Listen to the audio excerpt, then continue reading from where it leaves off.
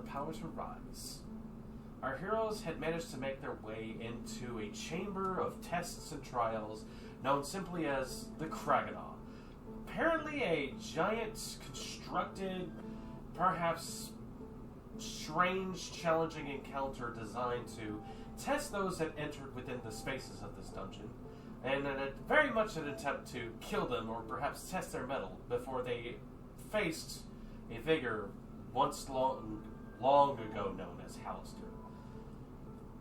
As they entered, they noticed that a massive structure towards the middle had revealed itself to be a giant metal scorpion, matching those of the tiny ones that they had encountered very recently, and which immediately took a lot of aggro onto End. Our heroes immediately leapt into the foray, improvised a daring plan in order to pull off some shenanigans to get lightning to literally strike one of their companions, and also came face to face with not one, but two of the ravenous beasts. Still, our heroes, facing odds they had not anticipated, and managing to overcome a great deal of it, were met with the one that has found the way. It asked one question. It seems to have found its own answer. With the sound of a mighty roar, the one has disappeared into nothing. We find our heroes now in the aftermath of said event, with a strange conflux of energies around them starting to die down, and the simple semblance of the fact that with Puddles and Irias, as a matter of fact, everyone's contribution to this, that you guys have all managed to receive the 5 necessary ingredients that R2D4 had requested. With that being said, everything begins to die down, the music fades away, the lightning that was crackling in front of the great mighty wheel up ahead of you dies lower, lower, and lower. And you are all that is standing and breathing within this chamber. So what do you guys do at this point?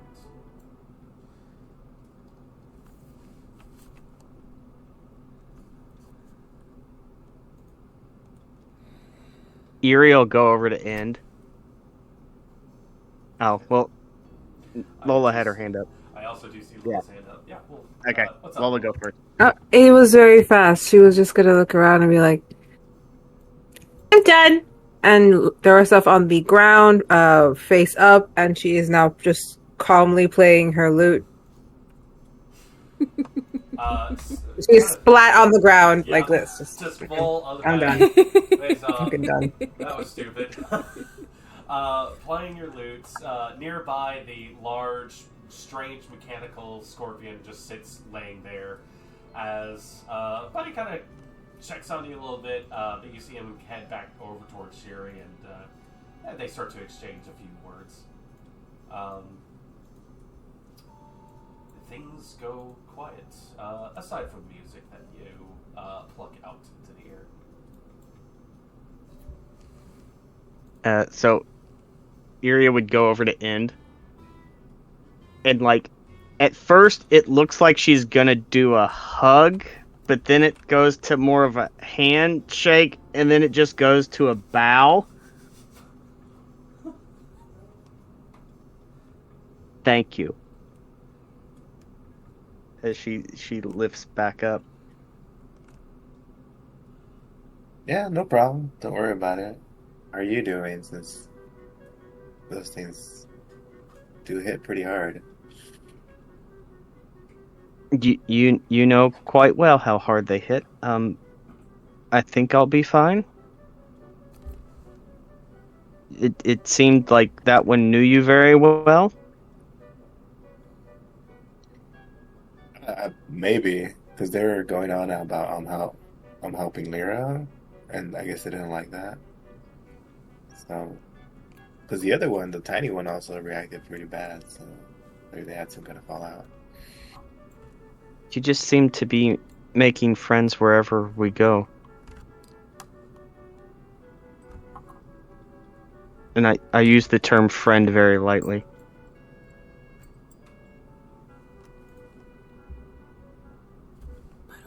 Yeah, I mean, her gift ended up helping us, so hopefully it continues to do so. We gotta get around this place. But thank you for doing whatever you did. I don't really know how to explain it, but it worked, and that's all that matters. No, like I said, like, don't worry about it. Is that what teammates are for? She does another quick bow and just kind of starts surveying the room.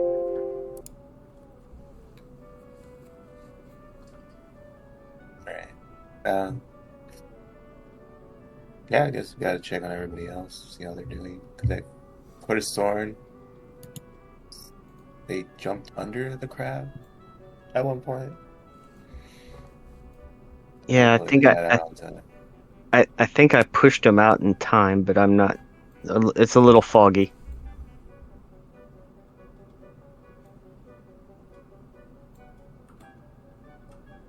Yeah, I'll just walk around to see, try to see who the other ones are, and just comment on. Well, I mean, maybe we could find something useful out of this house. I don't really care if this. I think Puddles called it a. What did he say? A man lobster, or what would you call it? A lobster? I don't know what a lobster is. I guess it looks like that. Maybe it's a land lobster?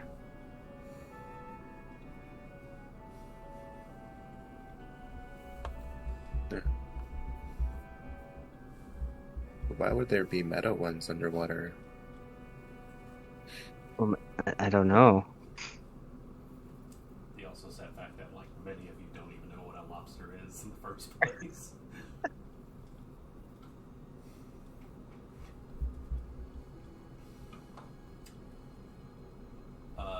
And, oh, go ahead, real quick.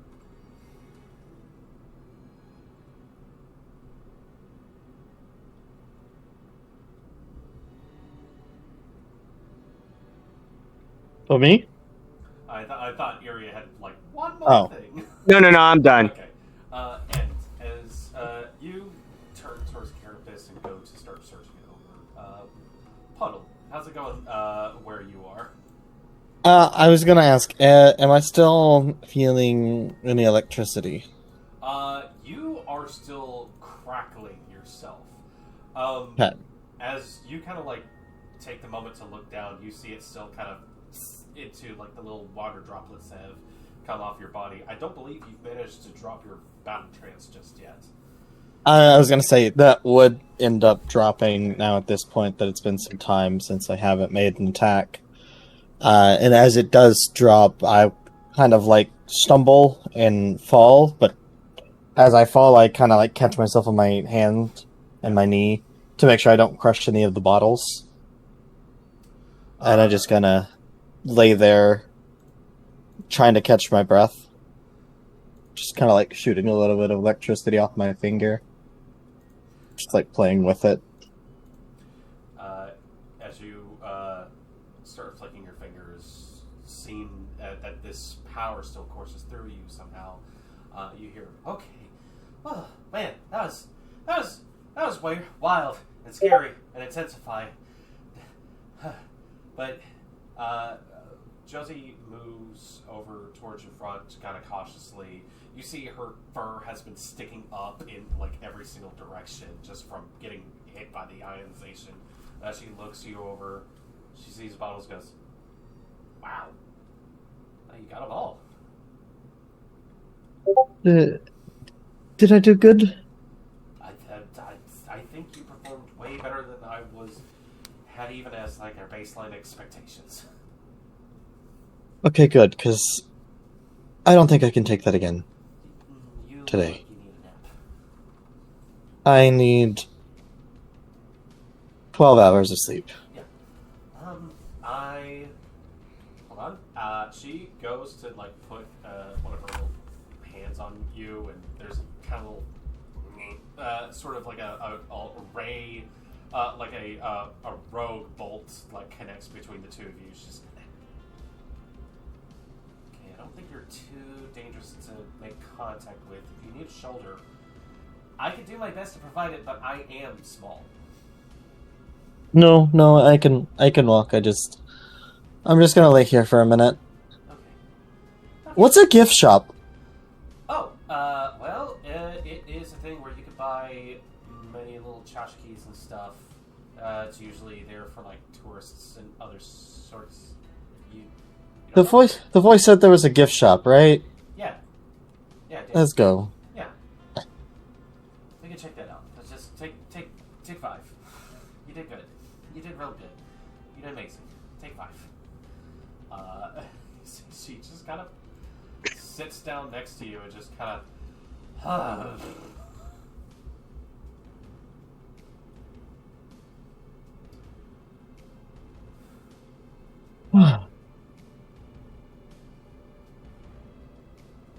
As you sit down to take a view, anything with you, Castria, as you kind of survey your immediate surroundings? I think she is also quite interested in the scorpion in the middle. Is it okay if I give a help action to end in their search? Yeah. By all means, you step forward, quick little may I, and you start looking it over. As a matter of fact, and if you would like to, please go ahead and roll perception. I'll give you advantage on it. Coming from Castria.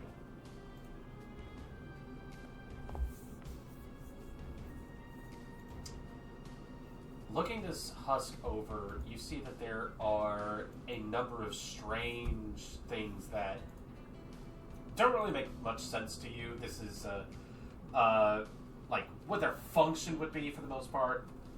Granted, you can take some time and like kind of start to suss out a few things. Like obviously, the big tail is to deliver, horrifying attacks of some sort, and to maybe blast people with accumulated energy.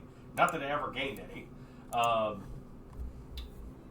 But as you're picking it over, you kind of notice that there are a number of the smaller, tiny, like swarmy sort of scorpions kind of still scuttling around it. And as a matter of fact, as you go to like investigate a little bit, you see one of them kind of takes notice of you and starts heading your direction, like along a leg. You just twist under a little bit, kind of grapple over it, and looks like it's trying to come to get at you. But small.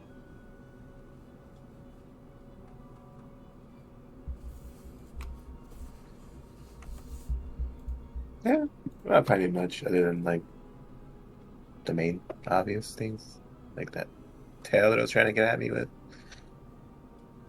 Going on, I guess. I always wonder, are the small ones also ham, or is it just they have the same likes and dislikes? It did seem to become aggressive with you at the same time.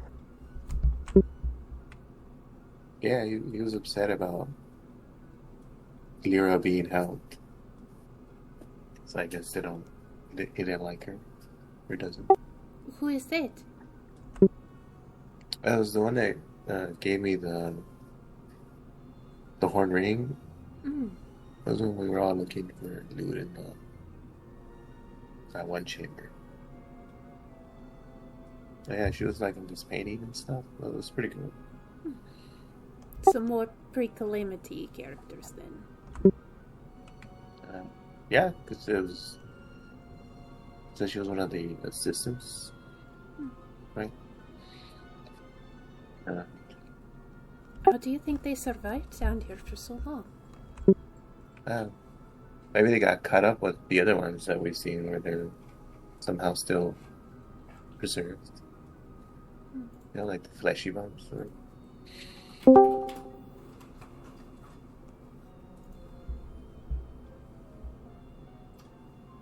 I feel like the deeper we go in here, the more questions we have about everything.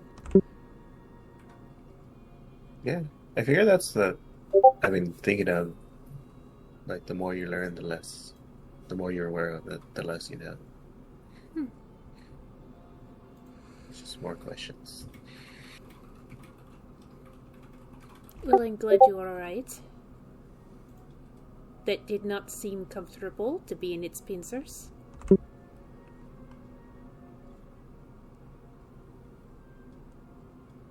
No, it was not. And then I finally got out of it, and then it just kept harassing me.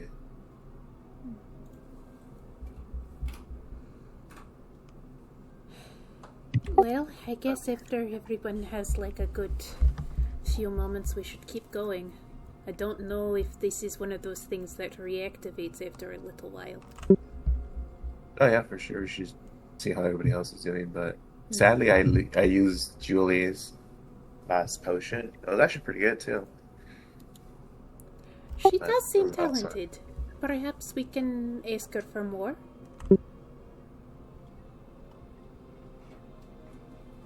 Yeah, I mean, post hasn't been that long since we left. Hmm. Might have come up with one or two. I definitely could use one myself. Giant stomach wound. That is not going to be healed anytime soon. It's amazing what shows through your glamour. As you've been having this conversation with Castria, that one particular scorpion has made its way over towards you, and it has been gotten to for its size, attacking distance, so to speak. But you see, it's just kind of sitting there with like claws open and like the stinger kind of poised at you. It just kind of sits there, perhaps menacingly. Oh, just taking notice of the little guy. I'll just be like, you should be happy that you get more chances attempting to do things. You should probably consider taking another path, and then I'll just walk away. As N turns around, Castria, you notice that the scorpion suddenly is lifted off the main body. That it's what? The scorpion just suddenly lifts like it's being picked up. And starts heading after End. True sight? Roll for it.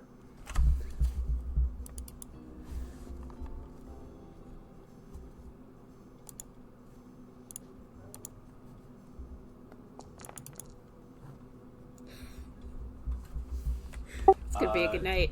The elements of the effect that is taking place here elude you. It simply is picked up and is, by all intents and purposes, carried by an invisible force after End. And did you pick it up by some sort of magical means, or is someone invisible following you? What do you mean, picked what up? And then Turn around. I'll turn around. What do you... You see that tiny fucking scorpion just kind of like hovering through the air. It's got a little, sort of like, doesn't know what's happening to it at the moment. As this gets closer and closer to you, you hear, specifically you, End, you hear a voice that you have heard before speak to you. I'm dreadfully sorry that you've been caught up in some very, very old power grabbing dynamics. Did not end things on great terms with the rest of the apprentices. Didn't mean to drag you into some old hatreds. Oh, it's fine. You don't have to worry about it. Like, you know how many times, just in the last day, in a deeper cave, have people been telling me things I have no idea about? There's a truth in that. I have a gift for you, since you have done so much to help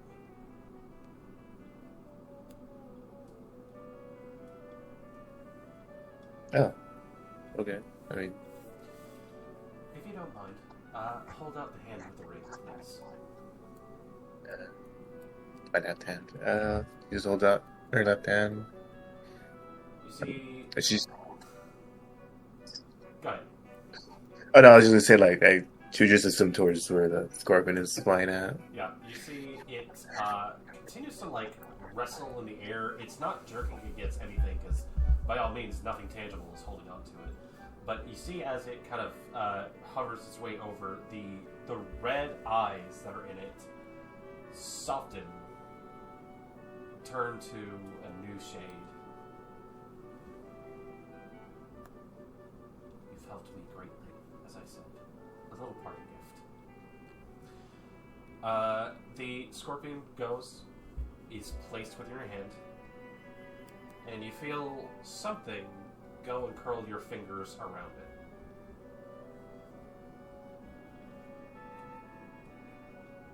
Let it happen.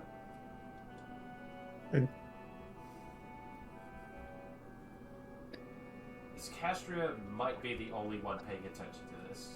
You see a new effect, as well as obviously does end.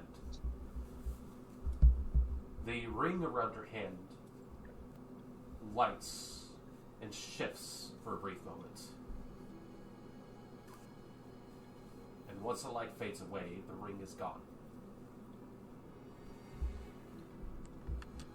Imprinted into your finger where that ring held its place is now careful, like almost runic line work going around where it once sat. Perhaps this will be useful to you in the future. Or should you come back? Maybe there'll be more excitement.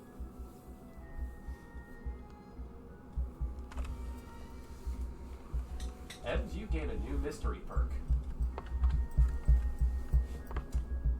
A new one? What do you mean a new This is not in the book. one? I'm just going to go ahead and add that there. Would my blind sight had seen this thing get picked up? Your blind sight does not see Okay. whatever is carrying this. Okay. I was just curious. That is an excellent question,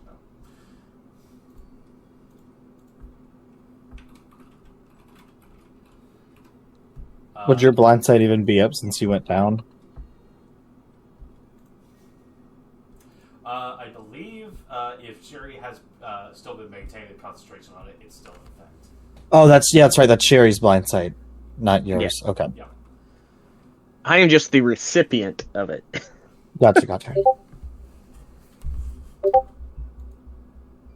think I'll have a much easier time making sure things work correctly down here. Thank you. Good luck. Whatever carries the voice just fades away.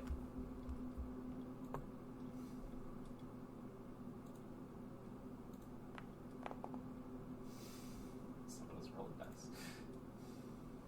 Got it.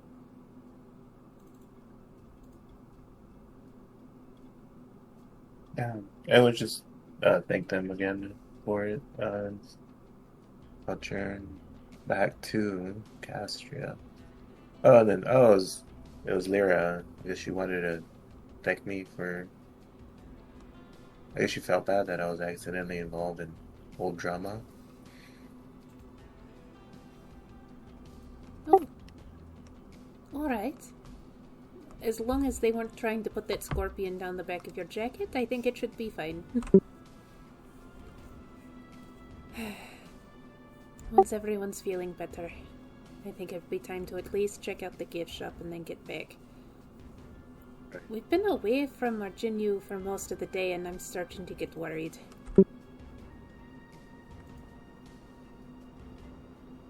Because we should be able to backtrack a lot faster now with the ring. The ring that now seems to be gone from your finger? Oh, right, and I hold it up, my hand, closer. So, yeah, it kind of took like a new form, I guess. Itetsu? Yeah. Seems like it, right? But I was thinking about it's not. Actually, and if you'd like, what do you think is a good color for it?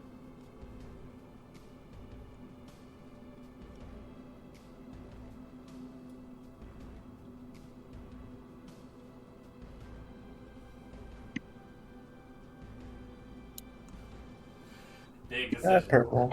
Purple? Yeah. Yeah. This faintly glowing purple line work crawls around her finger.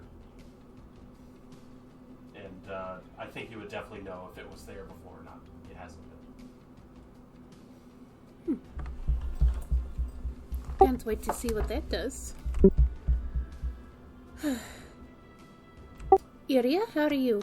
Oh, Iria moved. Never mind. Yeah. Iria's gone.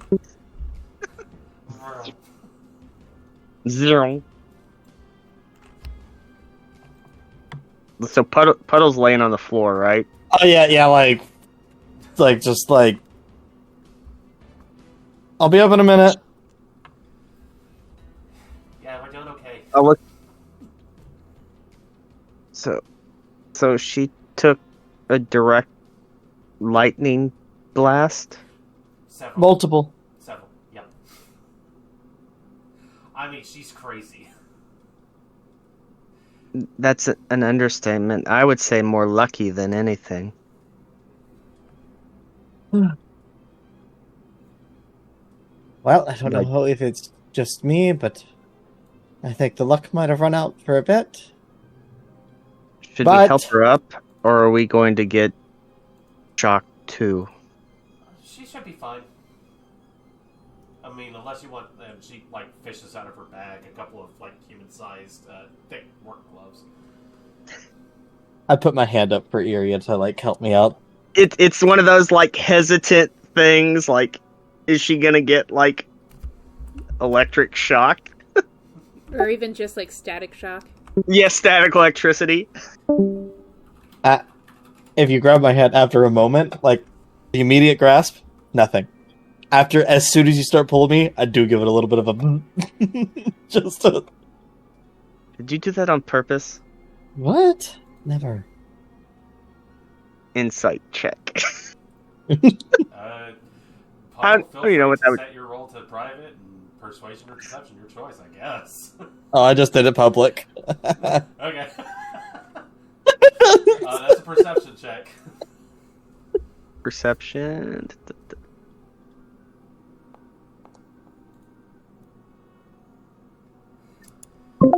She seems to be telling the truth. Or I think so. I didn't shock you on purpose, and you didn't drop me. This is new. There's no rule by yourself. Fuck you, I'm just gonna kick you now. Well, you can get yourself up. I'm a bit tired, a little worn out, but I should be alright. I think we all are tired.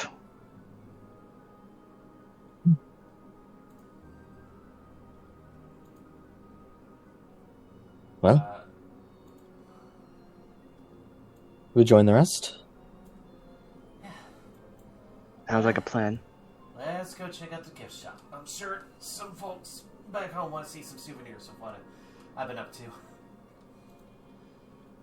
Josie stands up and also, I believe, Puddle, you're still on your feet now at this point. I'm up. Yeah, I'm now up on my feet. She goes, grabs her bag, and kind of double checks with you just to make sure everything's okay and there's something no new, like, flagrantly open wound or something that's appearing on you in the next 5 seconds. Everything feels good. Is there anything anybody needs to take care of? Pretty much last bits in this room. Should we separate the bottles just in case? Oh, yes, we should put some of them in Josie's bag, and if somebody wants to hold one of them... Slide it in. I do want to check on my egg as well. Yeah, hold on. Did you say that out loud? Yes. Egg. What egg?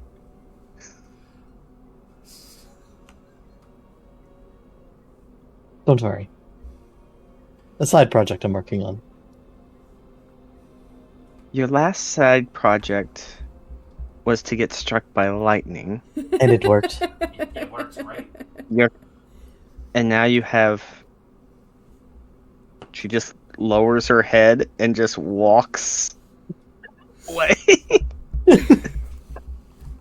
And I'll place the bottles of the lightning inside Josie's back. Got it. She takes them, puts them away, puts the bag back over her shoulders, and goes, "Alright. This place sucks. Maybe let's get out of here. I mean, no, the place is interesting, but still. There's a lot of dead bodies. Dead body right there. We should probably get out of here." I'll look around.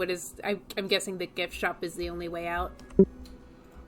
As you look up, you do see towards one of the other locations there is a large, massive open door that hasn't up until this point had anything above it, but there's like a little crappy like neon sign just above it, just says gift shop with the arrow pointing down towards it.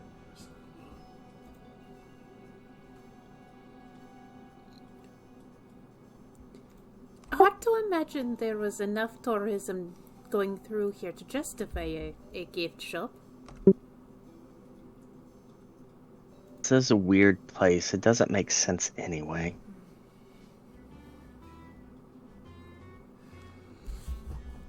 Well, no time like the present. Everyone good to go?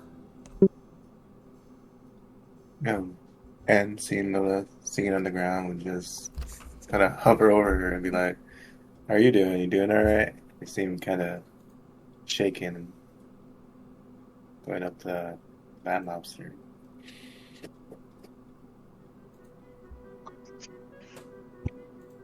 I wouldn't say that she seems shaken. If anything, she seems a little delusionally nonchalant.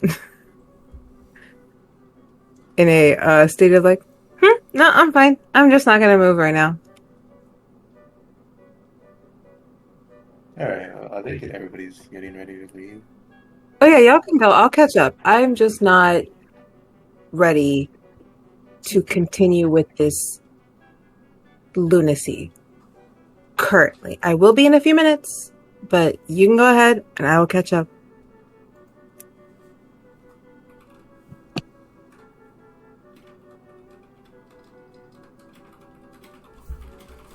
Cass is calling the bluff and leaving. Cass is leaving. Alright, if that's what you want to do, I'm going to the gift shop. I'm going to the gift shop too. I'm just murmuring like, did she get out from under the land lobster in time, or did it fall on her? Before, I was casting a heal onto Castria. That's who I was trying to cast that on, because she was close. At that level, that's a D8. Ka.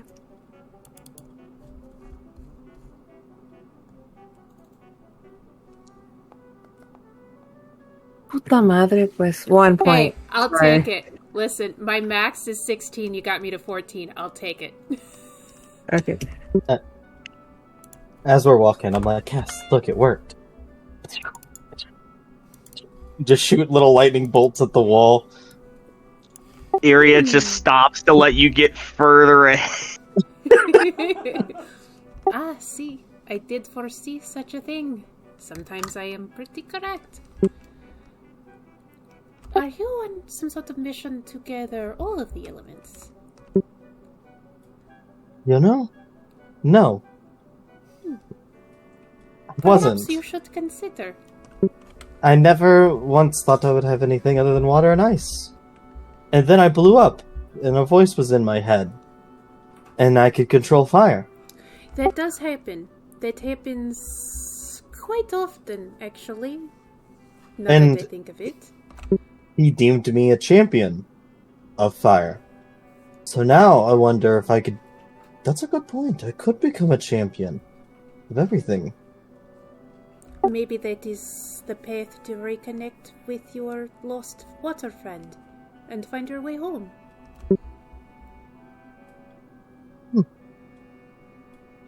So your Well, theory I did is... hear another one, by the way. I heard another voice.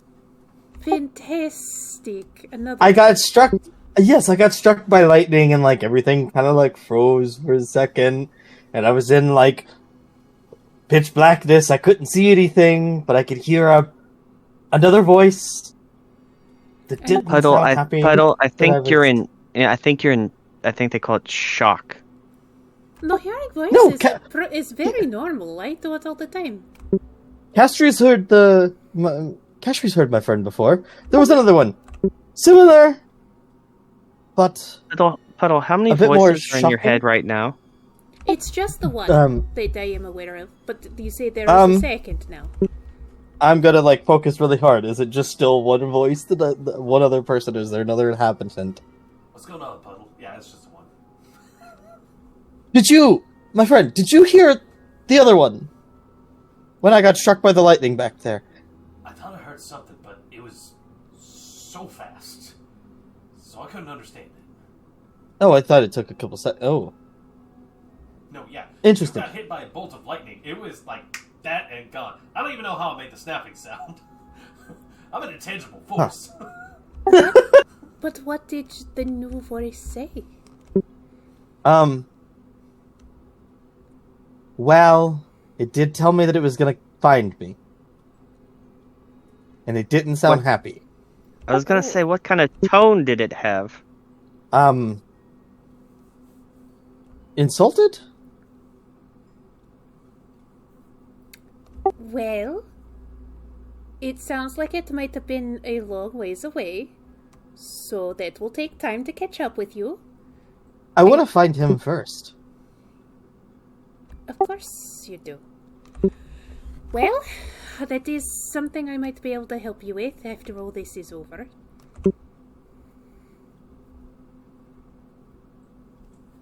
You have an idea, don't you? I have Oh many. no. I said to go! Right, but I just figured maybe it was your turn to be pulled out of the river. I just hang back. I'm not in a river. There's no river! No, it's a metaphor. Since when Not do to you be use confused with a metaphors? simile. Occasionally. Miss explained to me a normal social cue is doing metaphors.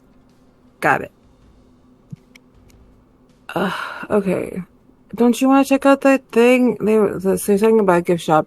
I don't know if fighting whatever this thing is was worth a gift shop. I don't feel that that's an adequate reward to what just happened or what's been happening. But sure, a gift shop. That sounds great. Yeah, I feel like they cheaped out because last time we cleared a trial, we were given a prize, remember? And it was like these tokens with the wings on them. What? Yeah, the one with the platforms where we had to jump with the wind tunnel thing. Oh God, do you mean that the death jump? Yeah, I didn't like that. It's not easy to fly with the wind just coming at you. Like, I know how to fly in wind. That's normal. And honestly, I've never really had to fly around wind properly because, well, I live in a cave. But I don't like it. Wind should not get in the way of my flying. Lola stands up now. Yeah, and for that we got a prize, but I didn't see this one. I didn't check out the gift shop. Let's go. The exit's that way anyway. No look around. I'll just wait till we leave. One by one, you all begin to depart from this place, entering into a familiar sort of hallway with the heavily worked stone, soft ambient lighting coming in from the cracks. You see that off on the side there is a chamber with what looks to be a kind of weirdly out of place, sort of like tavern door, a sort of entrance to it, saloon style sort of situation. And you see up and above it that there is a like just soft glow come from inside, like from lanterns or torches or something along those lines. As you make your approach, you see that above it there is a just a large what is the word? A plaque that sits above it. It just says the Kraganal gift shop. And as you kind of stop, those of you who take note of it just see the doors just in there, looking around. There doesn't seem to be any traps or any other sorts of those lines. Just there's a sense of warmth coming from inside. Any of you want to go in and check it out? I go. I Sure. am also going into the gift shop. I'm going in the gift shop. Exit through the gift shop. They have a keychain with my name on it.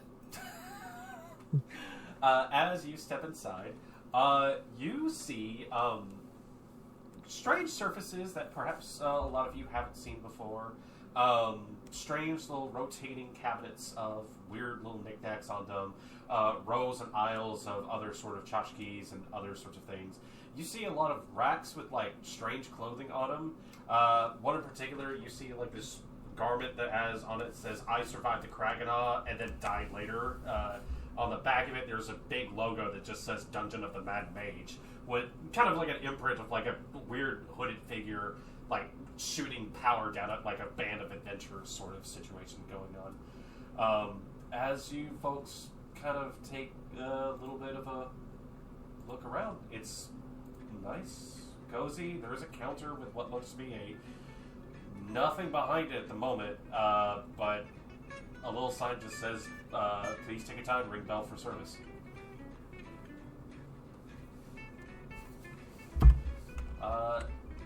Looking around, though, anyone, I believe Iria, Puddle, and Cass, you would be the first three into the room, Josie notwithstanding. If any of you would like to make a competition for this, roll perception. Oh, roll. A competition? Mm-hmm. Who finds it first is the question. It ain't gonna be me.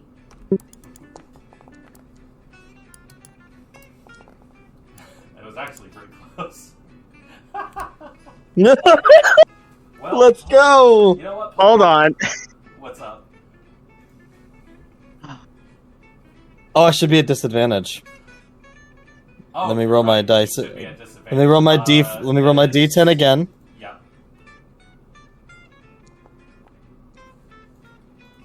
Okay, well we're gonna ignore that. Okay. So it's it's still a 14. if you'd like, I Or, can also yeah, 10. have Josie roll for this if you guys feel like it's fair in the spirit. Yeah, let Josie roll. Yeah. Why not? 'Cause we're gonna see if we can break another double digits. No joke. She got 11. She comes in, starts looking around, everything like that. You guys kind of come in. All of you kind of haggard in your own ways.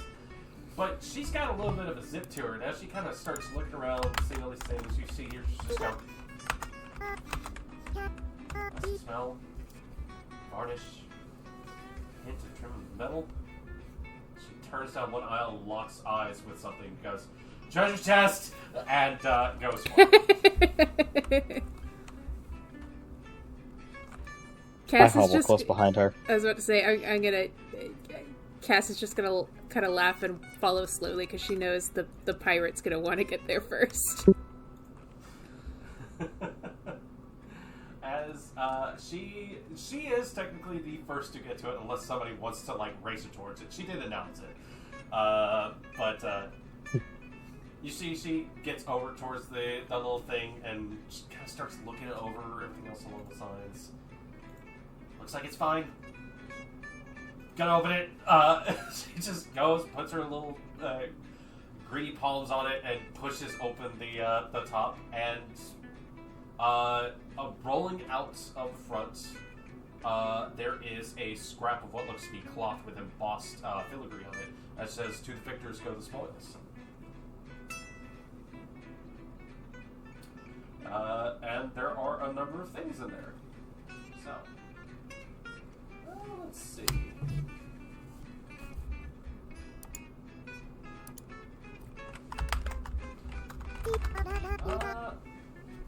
How about if you guys don't mind, go ahead and roll a d20 for me. Okay.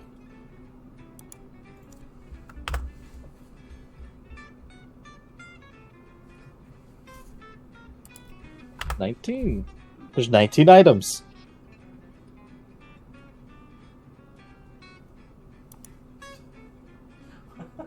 I don't know why it did that. Yeah. Yeah, I was gonna say, where did that 3? Did you see a That should 3 have pop just up? been a 3. That should have just been a 3. I don't know why it rolled 2.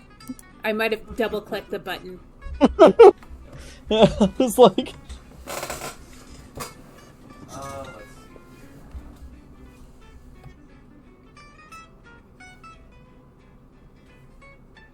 Okay. You see that there are a number of items inside. There looks to be a set of glasses, for one.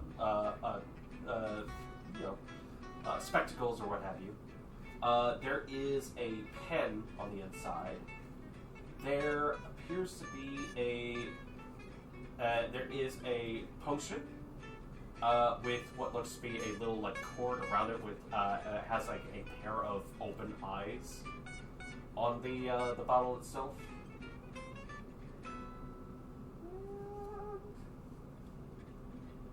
A ring with what looks to be a little. It is a gold ring with what looks to be a little fluorite stone on it.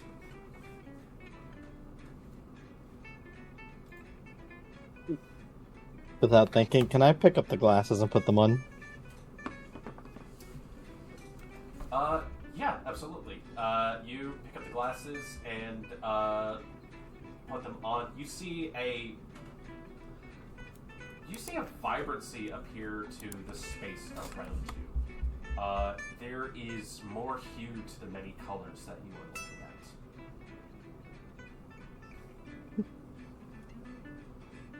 Kind of do like a up and down, up and down.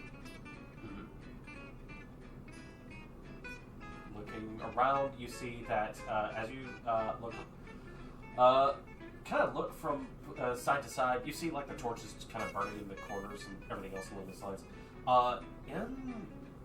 Roll me a perception if you don't mind using these. No, I do not. Okay, I clicked advantage 1. I meant to click disadvantage 1. You're fine. Oh no. Roll another d. So that would-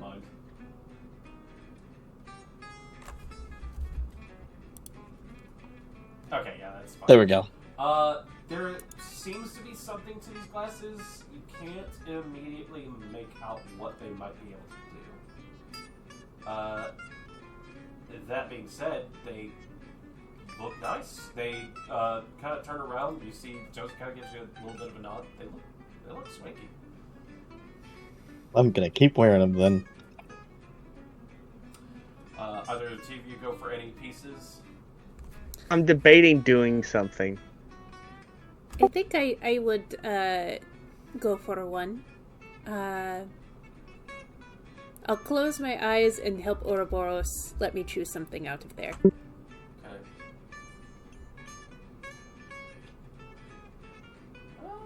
Let's see. Roll a 1d3.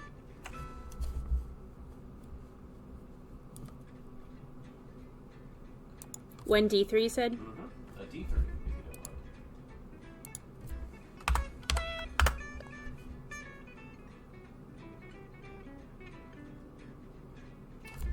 mind. 2. Looks like the hands wind up on the potion bottle. Well, that's handy. I was just talking about getting some more potions. Is there any writing on it or instructions? Looking at it, there does not appear to be any writing on this bottle, anything else along those lines. You just have that cord with the open eyes on it. Well, that seems fitting. I'll have to look into this later. I'll put that in my pack. What color is the stone on the ring? I'm gonna say like a teal. It said it's fluorite. I'm just gonna go ahead and take a guess and just say teal. Teal. Okay. I'll take the ring, but I also sent you a DM. Okay.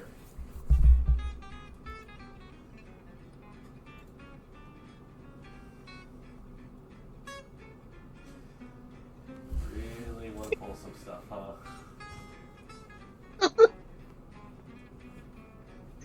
Let's see here.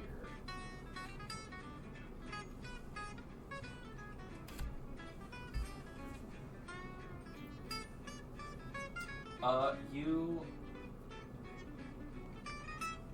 How weird would that be? Let's say, you go and reach for the ring and kind of tucked underneath it, you notice that not matching the rest of the treasure chest that you're pulling from, there is also what looks to be a rolled up scrap of paper. Parchment, if you will. I'll grab the ring in that. Okay. You kind of if you take a look at the scroll, it looks like it has just some strange comment on it. A lot of like lorem ipsum dorum sort of things on there. Not like an inventory list or anything? Doesn't appear to be an inventory list, no. Okay. Do you just kind of do a whole look over it? Or do you... I'll scan it. Scan it. Yep.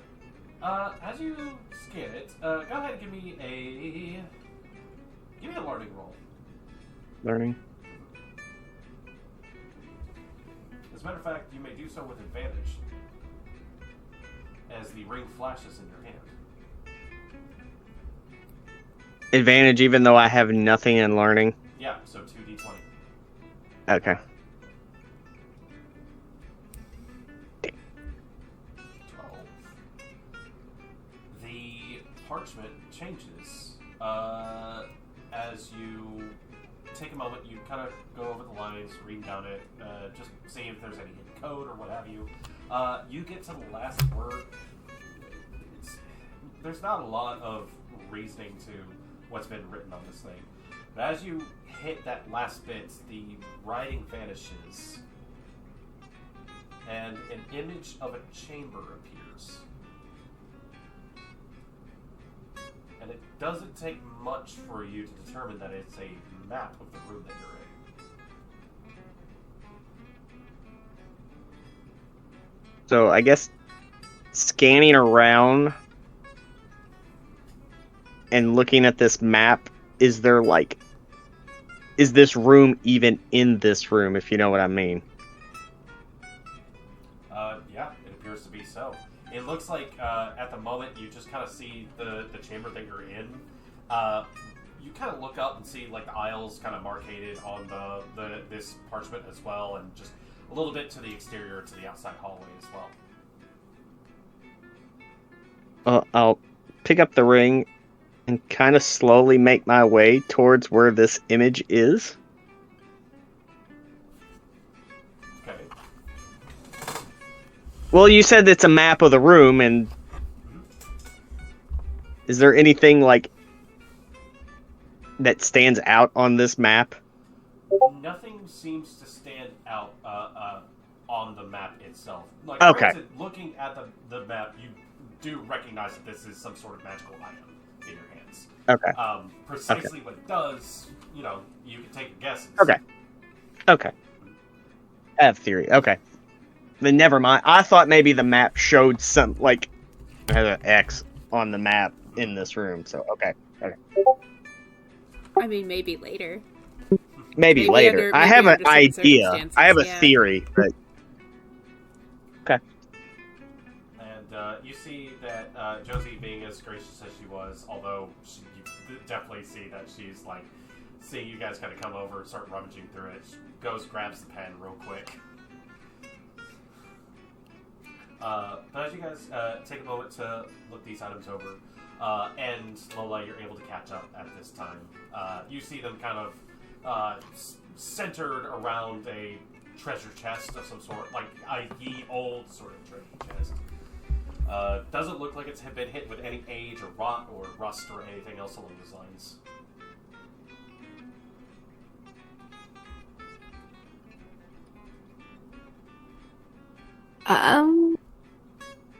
Okay. You know what? Yeah, totally. Yeah, that makes sense. Nothing has made sense, so if nothing makes sense, then everything makes sense. And just walks in. Just not actively looking around, just kind of looking for the exit so she can stand by it. I got it. Buttle, did you actually want to find something with your name on it? No, I think I'll be alright. I will look around to see if there's like a bag. Like a backpack or like a satchel bag or something. Because I have been starting to pick up some items and I don't actually have a full bag. So I've been just shoving things into like pockets of my coat. And it's getting to the point where the coat pockets are getting a little full. You see that there is a rack of handy-dandy bags kind of on one little aisle. There's lots of different makes and models of them. You're free to take your pick. You do also see there is an aisle what looks to say that it says replacement bags of holding. Do they have any bags that say the Kraganol on them? Because if so, I want the branding. You do happen to see I conquered Kraganol sort of thing with like a little keychain on it. Gotcha, I get that one, so everyone knows that I, Captain Puddle, conquered the Krakenol. You pick it up. It's a nice sizable one too, so you're able to stick in quite a few things, strap to it, that sort of stuff. What's up, Lola? One thing I get you a little. I don't know if this stuff exists, but if makeup exists, would there be lip balm? You like a kind of take chapstick. a look around. You see at the countertop there actually is like a little display case of like makeup kits and lip balm, that sort of thing. Like a weird medieval dungeon, like kind of like a 7-Eleven rest stop sort of situation you guys have walked into. Up there too. You just hear kind of like a jackpot kind of thing. She'll rate it. You go snag some. There doesn't seem to be much in prices anywhere at this moment, but F it, there's no one behind the counter.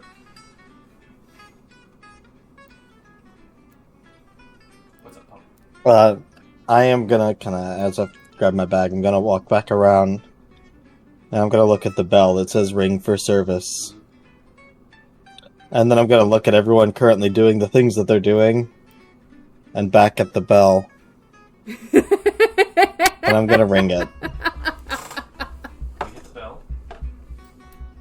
Behind the counter, formulating out of what appears to be scraps of paper, books, strange metal rings, and just a massive amount of weird little tchotchkes and stuff. What looks to be a construct is formed in the space. And you see like a little pinprick of like a sort of a light coming off of a lighter staring back at you as it gives you a look and shrugs. And make a perception check if you don't mind. Sorry, y'all. The bell's set to ring, and I don't want to leave this area before we ring it.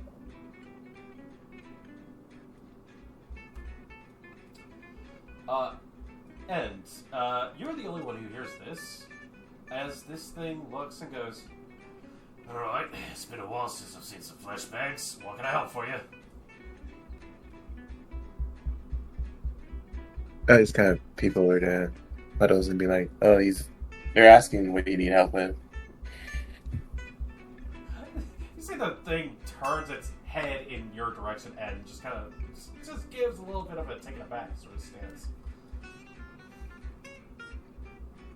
Oh, I was wondering if there's any additional things that we get for winning. We got the chest, but we won, and I don't know, I just wanted to make sure there was nothing else we could get.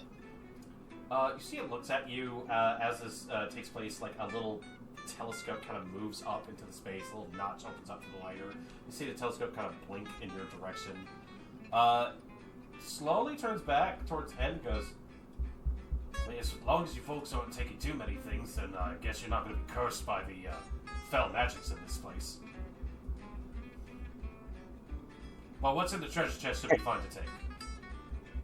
But there were only 4 things in there, and there's more than 4 of us, and we all kind of won.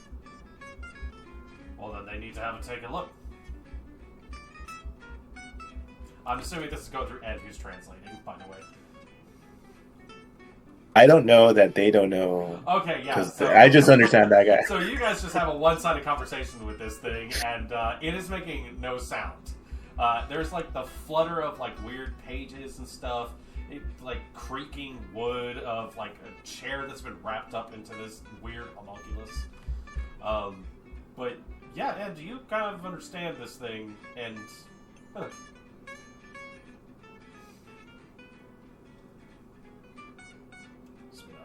Staring blankly at each other. Like, see, it reaches up and pulls like a steaming kettle off of like the back of its head. It's like, man, it's actually been quite the eon since someone actually managed to beat the dragon off. Alistair must be losing his touch.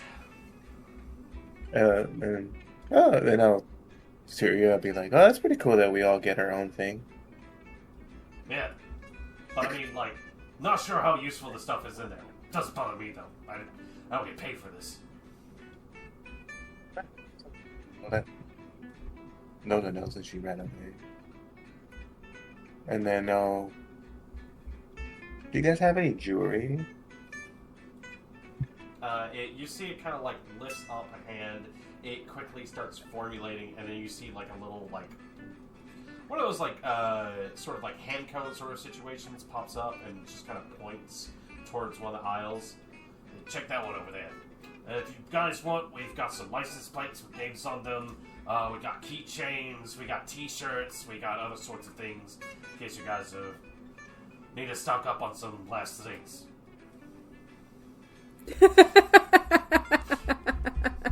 Are you able to change the name on it in case you guys don't have one? No! They're magically on there. No.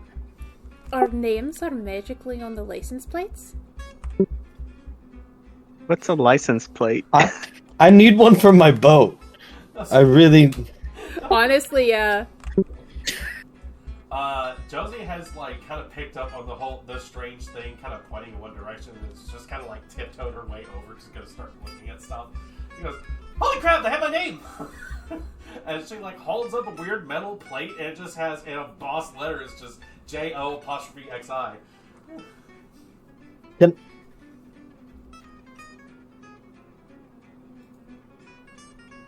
It has all the one name... uncommon names, but the common names it doesn't have. So it doesn't have like a Bob or a Robert, but it has the weird spelled names that are never anywhere. You see Bob, Can I find Robert, one? that sort of thing. Head over, you give it a spin.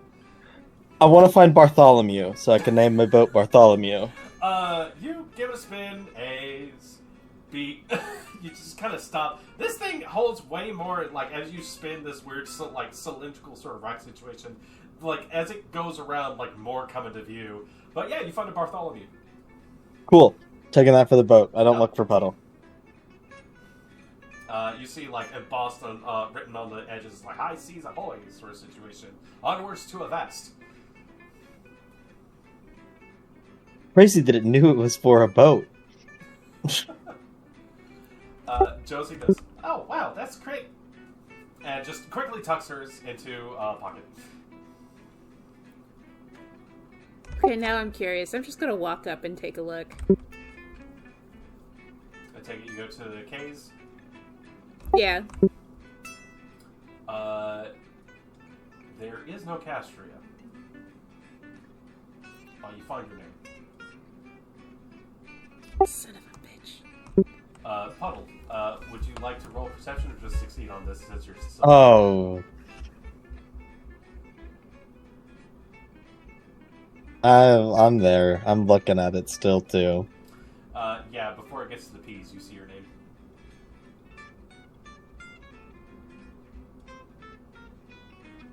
You know, Okay.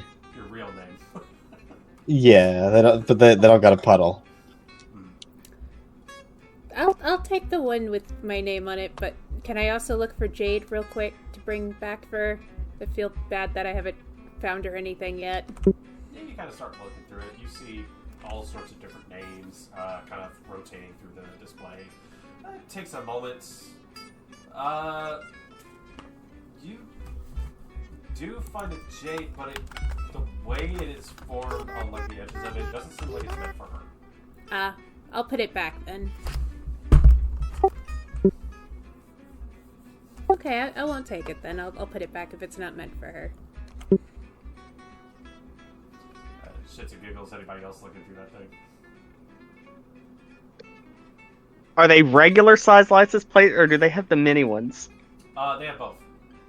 They're like regular size and next to little sizes that you can put on like a keychain or something like that. Is there a keychain one that says "Buddy"?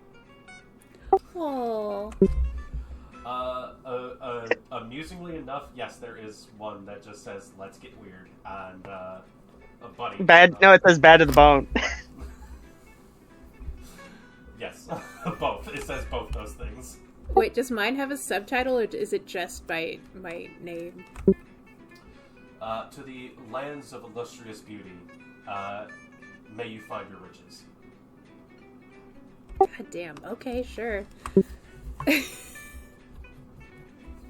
I would have get the taken buddy mine one. with my actual name too. I'm also quickly hiding mine.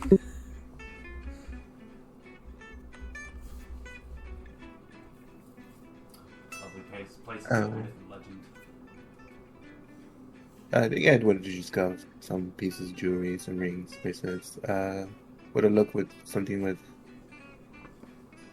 her name on it, and then if there's something with Lola's name on it, then walk over to where Lola was and be like, oh, apparently we each get our own prize at the chest over there. For clearing the tram.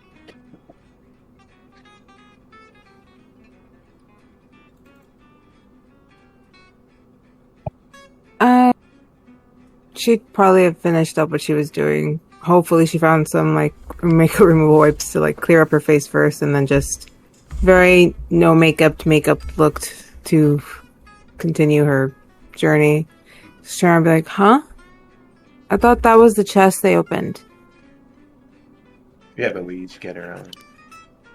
Like, we just have to go up to it, or that's what the help guide said. And then I'll be like, look, I found some bracelets with their names on it. Then I'll walk over towards the chest. Okay.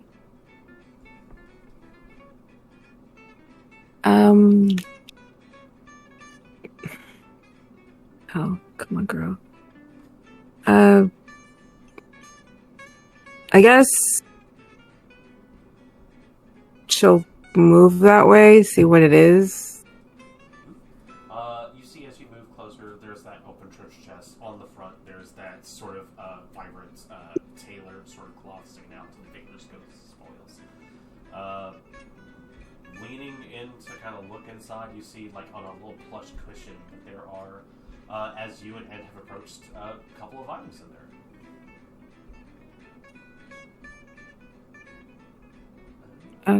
Okay. What do we see? Go ahead and the both of you roll a d20 for me if you don't mind.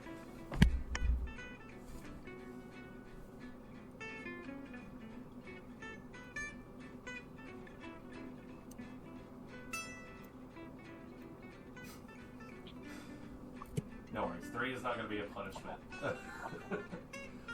15. You find a sort of a cubic, what looks to be a little dice on it. It is of a well-made, looks to be like a near ivory sort of sit to it. Well inked, all that sort of stuff. Kind of go to pick it up. It has like a interesting weight to it.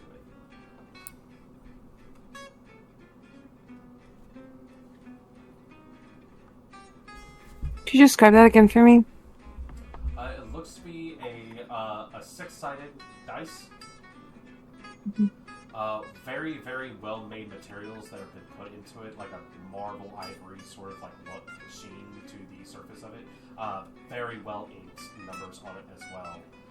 There's a peculiarity to its weight, though, as you kind of like rest it in your hand. Oh, it's a loaded die. She says that out loud. Like kind of like, oh, it's a loaded die. I've seen Dad kill people over this. Puts it in her spot in the loot. Snag that. Let's see here. Sorry, I'm trying to find your thing here.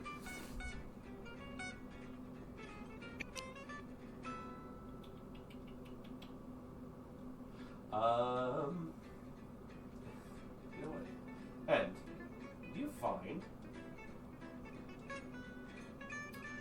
what appears to be a small little circlet.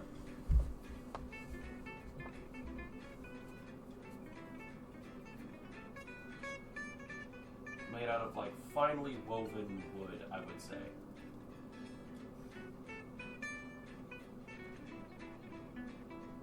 There's the headpieces, right? Here. Yes, circlet, like close to a tiara situation. Oh, I found that cool. Look what I got to replace the flower one I gave the captain. Kind of sucks he lost his hat. And I'll look around. Are there any hats in here? There's numerous hats. You see weird, sort of like caps with like front-facing, sort of weird brims that go up in one specific direction. Some are facing the other way for some weird reason. Something called a 10-gallon hat, but knowing your volumes, you're not sure how that's supposed to hold that sort of volume. You see a lot of different hats.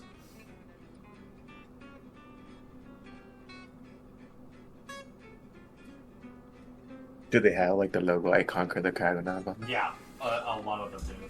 Some of them are nice and just plain, but yeah, if you want a hat.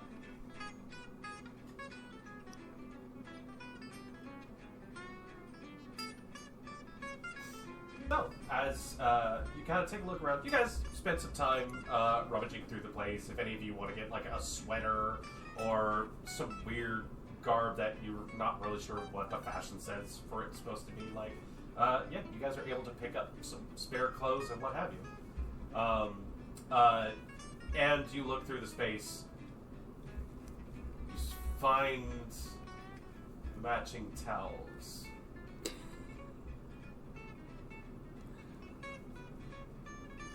Are you content with just the one? Are there like smaller hand towels There that are, can have a actually. set? Yeah. You look through it, and you just see that like there's a package of the towels, and there's some that have been like the container's been left on the rack, and for some reason someone just took like a handful of them.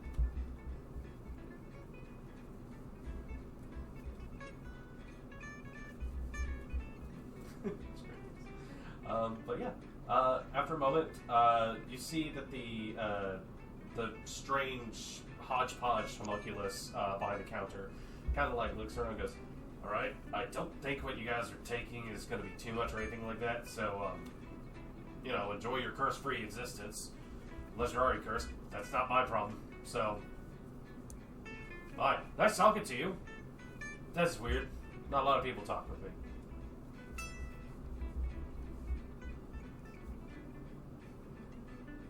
I walk up and I snap the keychain on Buddy's clavicle so he has a name tag. Looks down at it, looks up at you. I just stares. I just nod. Not even his. We don't even know if that's his real name. No. As you folks kind of get a little wrapped up, you see Josie kind of like looks around and goes, "Okay, so we want to get back, guys?" I think it's Yep. about that time. Got it. Alright, well, thank you, strange guy. Bye. And Josie just kind of turns and starts, like, backing her way out of the space with her backpack.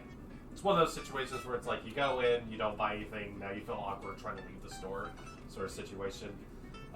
She gets out of the doors, looks to be no problem or occasion.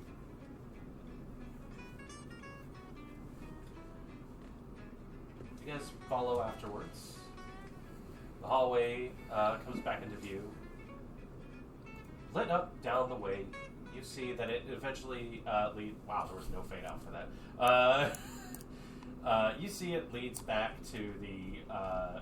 towards what appears to be another large, open, sort of like exit space. Which is, as you guys recall, still currently barricaded.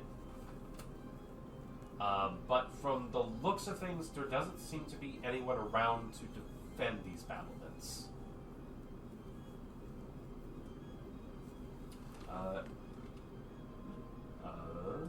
Anything you guys do as you come to this little junction? Is there any sign of the other adventuring team we were working with? It doesn't appear to be the case of that. From your viewpoint, you're kind of blocked off from that one crossroads area where it had the teleporter that you guys are familiar with.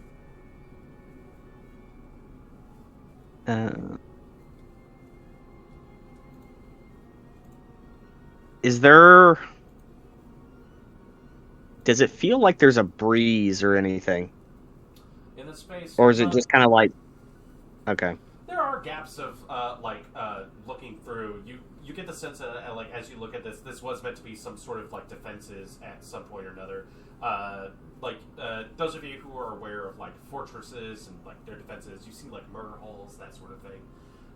Where, like, archers could peek around, shoot, or throw something, and then duck back behind cover. So, it's not an altogether, like, well put together sort of defenses, but if there were people who were supposed to be here, they seem to have left at some point. I just want to kind of do a perception. Does it smell like there's any troglodytes around? That's why I didn't know if there was a breeze, if it would pick up scent. Give me a perception, if you don't mind.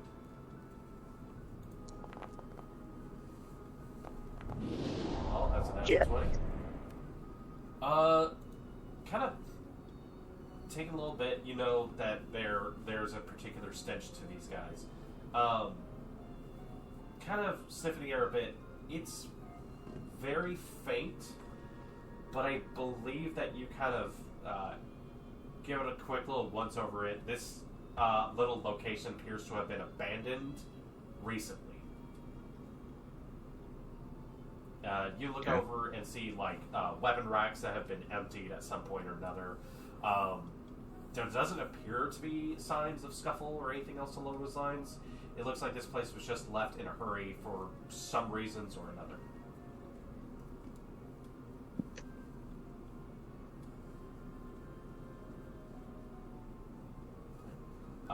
Josie kind of looks up and goes, well, I can start getting to work and taking this thing down if anybody else wants to help out. I'll help. I'll give a hand. Okay. Those of you who take the time to dismantle, or at the very least create an opening for yourselves, does take some effort, does take some time, but eventually you're able to create, depending on how big of an exit you want, a sizable sort of hole. You see that there is a space where it looks like they once considered putting in like a little gate or a door or something like that so they can get back and forth, but that's been nailed shut. And again, with some effort, you guys managed to get that down. Area, could you roll a learning for me, by the way? I'll give you advantage on it. Learning.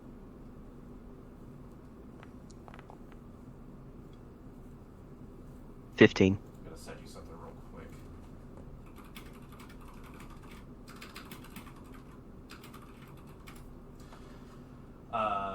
But yeah, as the Yes, because because I did that before we ended last game. Okay. I just needed to double check with you. Yeah, no, because I made sure, because I'm like, if I don't do it now, I'll forget about it. But yeah, no, I did grab it. So you guys managed to get the way open. You see in front of you the teleporting sort of dais still sits there. Off to one side, you see the branch that led towards where the troglodytes had been encountered beforehand. With your 36, I'm going to roll off that if you don't mind, Iria. You've been paying attention to tracks and that sort of thing through this space. You see a number of boot prints that you noticed before. Looks like I've led back here at some point or another within the past couple hours. Is that the other adventuring party? I would say so, yeah. Do the numbers match up from the last time we met them? They do. Okay. I would relay that I believe these are our one-time traveling companions, and it appears that they are all there.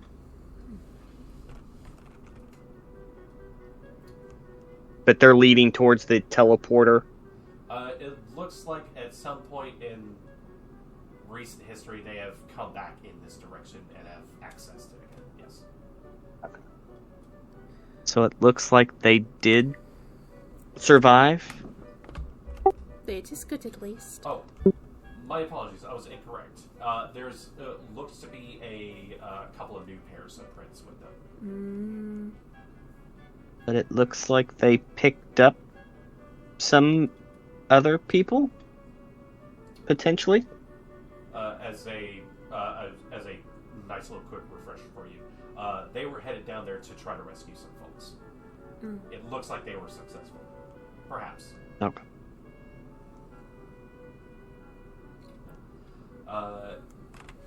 Stepping towards it, and upon your approach, you see that the dais raises up and turns in your direction.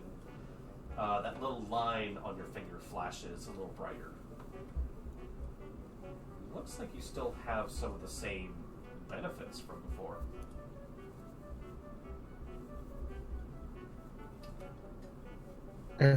Yeah, I'll just measure my hand towards it, kind of test it out to see, like, oh, that should help us a lot getting though. With quick motion, you're able to locate the chamber where you know that Arginu has remained during that time. Unless you guys want to scatter from the portal very quickly, I would say that you guys take your little transport back. Mm-hmm. So that flash Yep. of color, the circle rises, envelops all of you.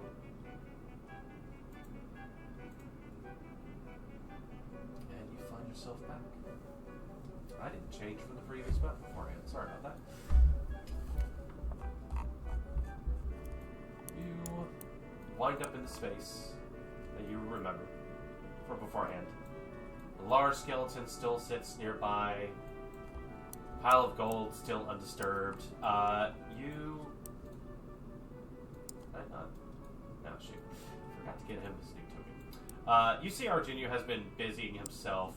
Looks to be that he is in the process of carving out grooves in the ground at this point. Looks like he is working on the circle for said upcoming ritual. But upon the sound and lights coming from your direction, you see he turns and just kind of squints his eyes, looks towards all of you. Welcome back. You all look like you could be worse for the wear. How is everyone? Cass is still better. sporting Clifford the big red stab wound, but other than that, she's fine. Alive, I think.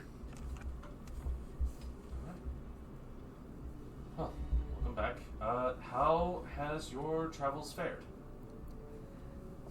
We have procured all of the ingredients, and then some, actually. Oh, excellent. You managed to get all of them. No offense. Yeah, Not and we also we also cleared some trials where we're at it. Mm-hmm. Well done. You've certainly, no offense, but I guess you've certainly exceeded my expectations.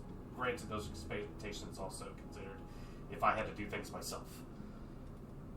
Probably would not have gone as well. So thank you. If I can get those from you, I'll get that added to the repertoire and I'll get started on working. Some of you look like you need to take some time to rest. See, he kind of nods in Puddle's direction.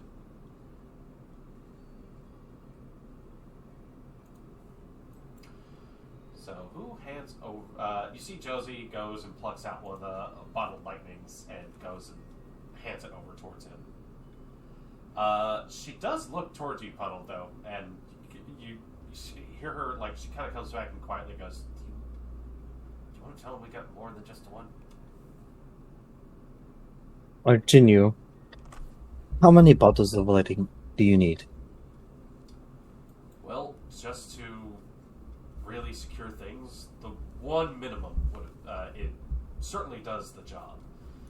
If worse comes to worse, more could be helpful, but if you do have we were able to get more than just the one.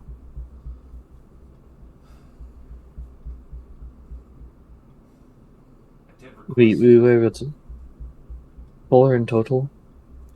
4. Yes. Well, all right. If you're willing to share those, I'd be most gracious and grateful. If you are able, could we keep just one? But if you think all 4 would be having a total of 4 would be the best. Per the terms of our agreement, I did request 1. I think it's up to you what you wish to do with the extras. I would like to keep 1. Does anyone else want to keep 1? No. Josie, Just 1 then. They are 2. 2 for you, 2 for us. Very well. You see, he takes it, kind of looks it over, and goes, curious to see where you managed to find this. I made it. After getting shocked by the lightning. And the bottle itself was made by Josie. Well, it is recycled by Josie. I see. I believe, and helped out as well in the making. Right. Well, thank you, all of you. I'm going to go and start to put these things together. I have clean, fresh water. I put it to a boil. If you need any refreshments. That being said, I can also get started on a quick meal, though again, my cooking is not the best, but perhaps it will suffice.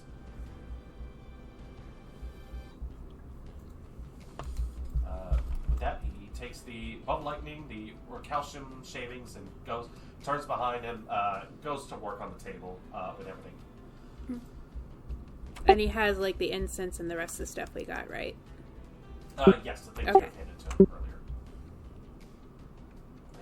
Yeah. He goes and puts these things out on the table and starts working at it. Josie kind of follows after you, Puddle, and just kind of... Okay, so... about how long is this going to take? Out of curiosity? Arginio, I have no idea. Arginio calls over. I am in the process of determining that. I will get back to you. But please, all of you, take a moment, sit down, rest. Case is gonna go get set up by the fire and just start resting. I'm gonna try and get some of this lethal damage off me, if I can.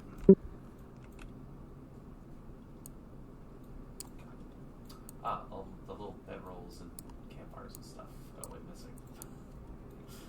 That explains it. Right, this was the rollback part. Yep, but you see a little fire crackling off on the side. There has been a large pot put over it. Has been looks like it's been recently used. Currently empty at this moment. If you want to try to throw together a soup stew, or if you want to try something else along those lines. But as things kind of quiet, calm, everything else along those lines. Anybody have anything they would like to take care of at this moment? Yeah, and we'll walk over to the treasure hoard thing and just say hi to him again. And be like, oh yeah, we just, kind of catch him up with some of the stuff that went down and how we cleared the cabin off. And I'll gift them, like, I picked up like duplicates of some of the jewelry. Be like, here, since you guys make new friends that are out there. And I'll give them the bracelets with the Minago's name on it. And then, alright, see you later, guys. I need to go rest. And I'll just walk towards the little camp thing. If you don't mind, what number do you have in presence? Fine. You have one. Yeah, power number. If you don't mind, feel free to go ahead and roll presence for me with advantage 2.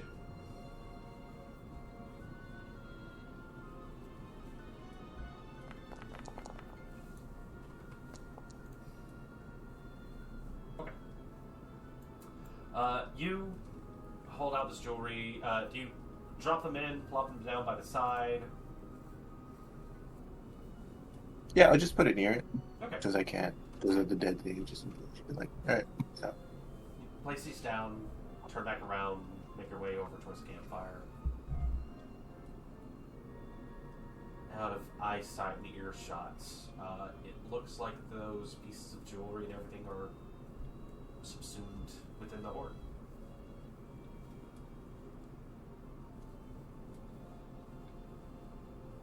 You guys are able to get some rest in. Those of you who need it are able to get that 10 minutes sort of situation. So any of you below your max HP, go ahead and set it back up to that point, barring the lethal damage. I would say at this point, Shuri starts looking around and, not that I am her character or anything else along those lines, but we'll take a look at everyone and offer healing. If anybody doesn't mind sitting down for like a period of time. Because it's one lethal per fortitude point. It is if you have the 24 hours with minimal activity and supervision. Oh, it's 24 hours. But Shuri has something special that she can do. So I'll take what I can get. Yeah, mechanically speaking, those of you who are fine to sit still for an hour, she can attempt to remove lethal damage from you guys. So, Castria, if you're the first to say yes, you're good for that, then she'll. I'll say she will go ahead and start focusing on the efforts of helping you out, especially with Clifford the Big Red Stallion, as you so. Wonderfully called.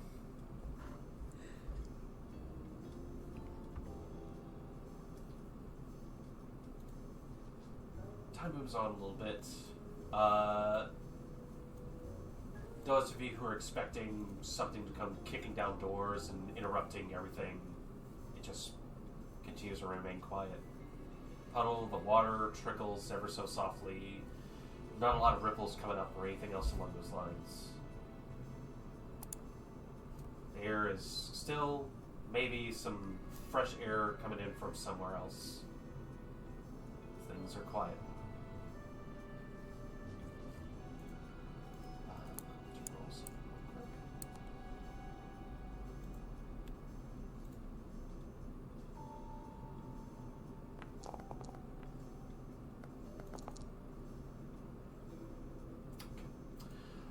But yeah, as you are able to sit down and let Shiri focus on you, Castria, she takes the time, and you're able to feel a little bit of that open wound start to close and mend back together. 5 lethal damage is removed from you. Oh, thank God. Eventually, Arjinu steps back towards the group. Looks around.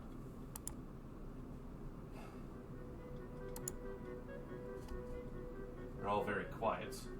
I understand that perhaps you've seen some things down here in the Undermaze. I don't know the entire aspects of this place myself. I just know that those who come into contact with it, rumor has it they are changed in many ways if they come out alive at all. It has not exactly been a picnic. Plus, those slabs didn't really help the experience much. Slots. Right. No, I doubt they would. Yeah. Once again, I do want to thank all of you for your hard work and efforts. It's worth it. I know it is. That being said, it would be remiss of me as your hiring party to, at the very least, just confirm with you, adventure or something. As per the contract that we have made, the conditions that I've asked you all to fulfill at the beginning of this quest, I guess you could call it, was to get me down here. The gathering of the ingredients has been some extraneous work, and you all look like you have done so with aplomb, and have gone above and beyond what I was expecting. Again, what I was hoping for to be found out here. So again, I must thank all of you. With that being said, I'd be remiss if I didn't say that, technically speaking, our contract has been completed. I still plan to carry out the ritual. But, as per our original terms, that was not part of it. I merely asked for an entourage to come down here. Know what is happening here. I would not put it past you if you wish to return above ground, or back upwards to Undertown. That being said, if you feel that you are needed elsewhere, or that you would rather be elsewhere in any capacity, regards, I will not admonish you should you choose to leave.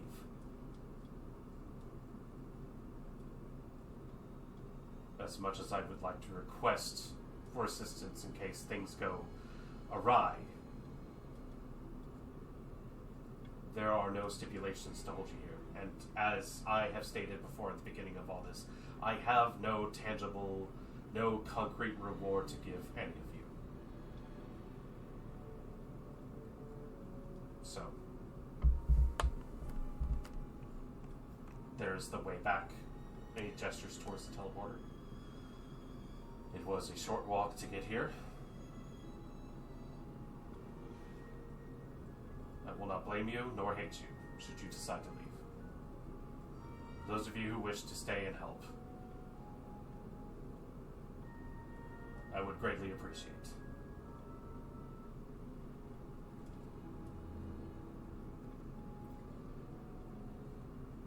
It will take, I believe, until roughly tomorrow morning, I think, to get everything set up. If you wish to take time to think it over, please, by all means. But should you decide your place is not here, I understand. Take the time to think it over. You see he turns back after a little bit of an awkward nod sort of situation and makes his way back over towards the remains. starts looking it over.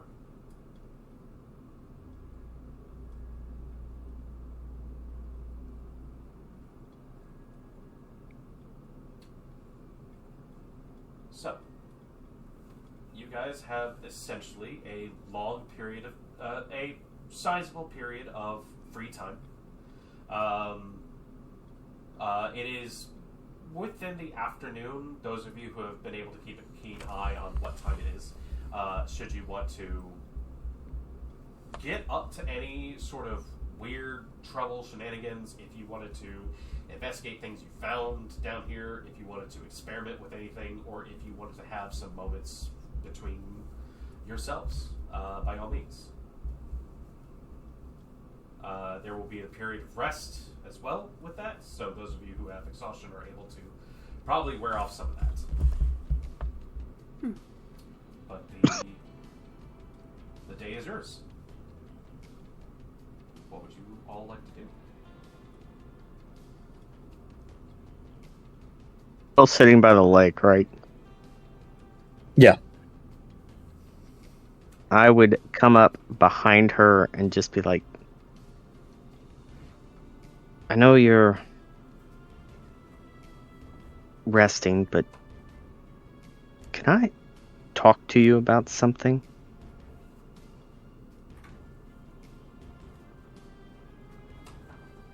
This again? Sure. No, we've not discussed this before. Oh, well. And As long as you don't mind the sound of casts, as I see if there's anything worth catching in here. No, that's fine. And she sits down next to her. What's going on in your head right now? Well, maybe I phrased that wrong.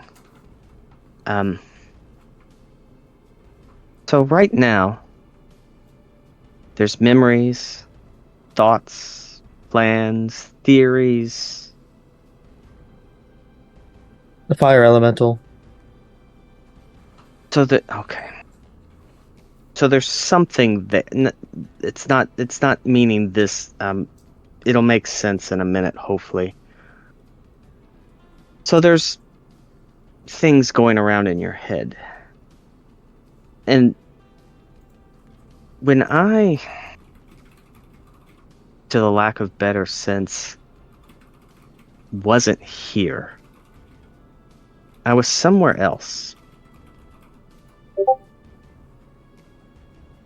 And all those things that are usually always going on in my head, they weren't there. I was aware of where I was.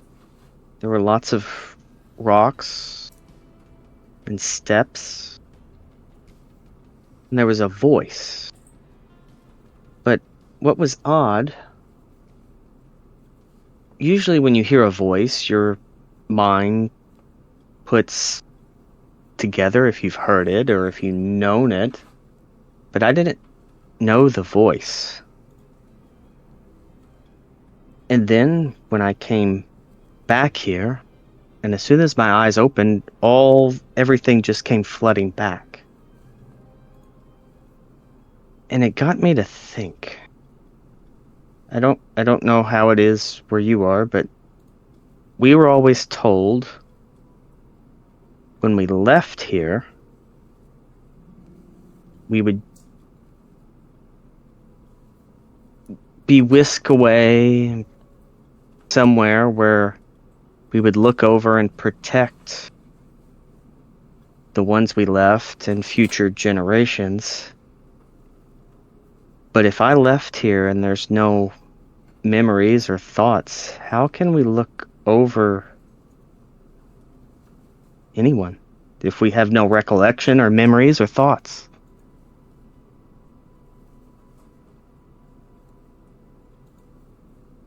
Two things, at least, that I can see here. One, I feel like we relate a lot more on the hearing a voice and then everything snapping back after not recognizing the voice and coming back to. I really feel like a very different situation, but it's very weird that it both happened to us. I heard a voice I'd never recognized. Time felt like it stopped, and then I snapped back as I got shocked by the lightning. Once again, different situation, but I relate to you in the confusion that it leaves behind. And second, where I'm from, we don't concern ourselves to where we go when we die. We believe that as long as we die and our body is turned to the water, the currents take us to where we need to be.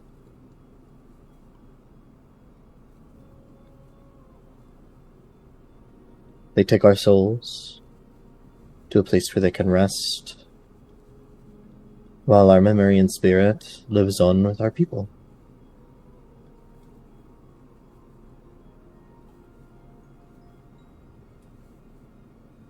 There's something else, too, that wasn't related to that, but sort of is. When that entity or whatever came from the void,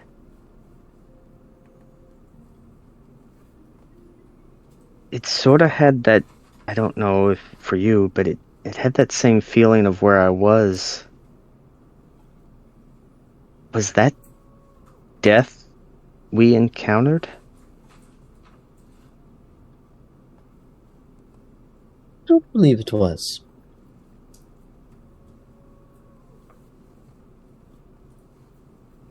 But then it asked what we were.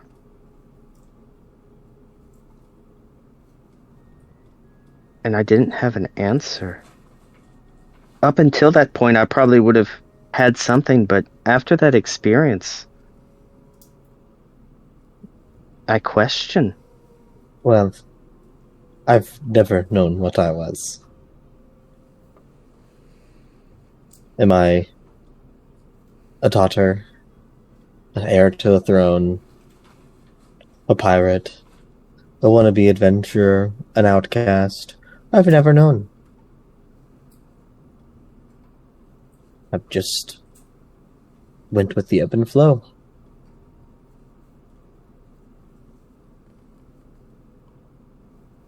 So if it comes back and asks me again, well, I'm afraid I still won't have an answer.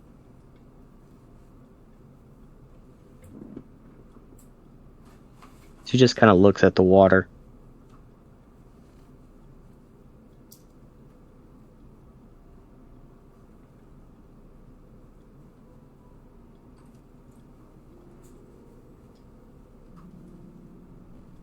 Thank you for listening to me ramble. Oh, anytime. I more than most here will believe you about a voice in your head. It's like our little thing. We both just hear things. But you heard yours on this plane of existence. I don't think I was here. Well, then all we can do is find where you went. I don't want to go back where I went. Well, then we figure out where it was so we can stay away.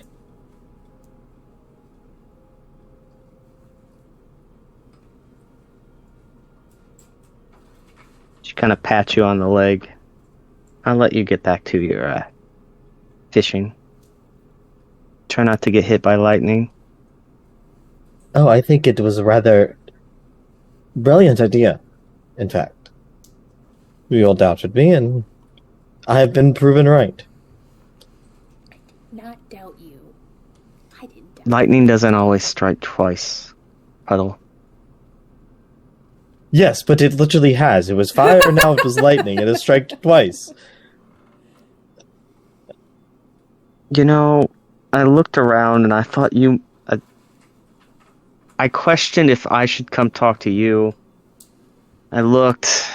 Castria is on death's door, and she's got a lot of mental things going on. I debated End, but you've had conversations with End. Actually, I haven't. I still don't think End likes me. No, I think that's how she is with everyone.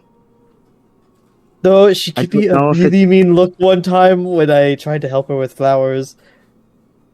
And then I watched her heal you, and I asked if she could heal me, and she said no, she wasn't able to. And like, I had asked her before if she could help me, she said no, and then I just watched her help you. So, like, I'm kind of scared to talk to End. I only mess with you because it's, quite frankly, too easy. You're so uptight. It's just... You remind me of the other nobles from back home, and man, it was so easy to frustrate them. I'm not noble by any means. I'm just... Yes. Look, I'm an outsider. I don't understand any of this. Do you think I do? Where I come from, we eat kelp and fish. We swim. We make etchings into sea stone. I had never heard of a club until I met Lola, and I just had to pretend like I knew what it was. I still don't really know what it is. I've only been to bars, to taverns. I thought a club was just like a stick. See, I didn't even know what that.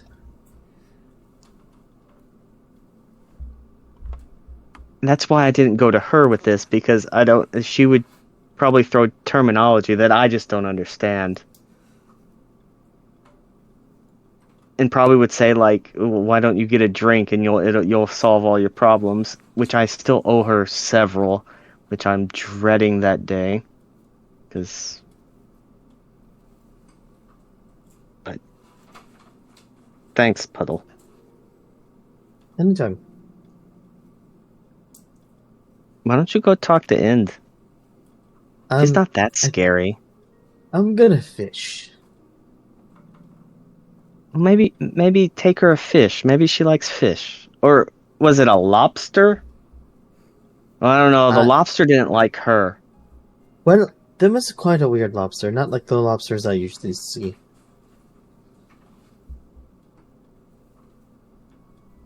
The tails usually kind of stay down and not up. Well, it's a land. Well, this lobster's on the land. Maybe it evolved so the tail goes up instead of down.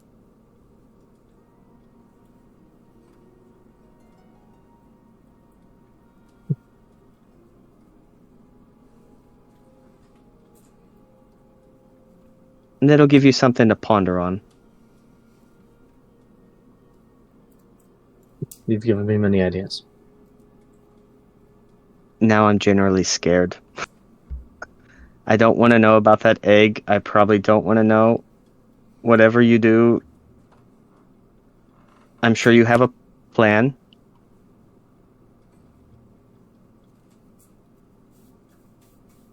I have the ideas of a plan.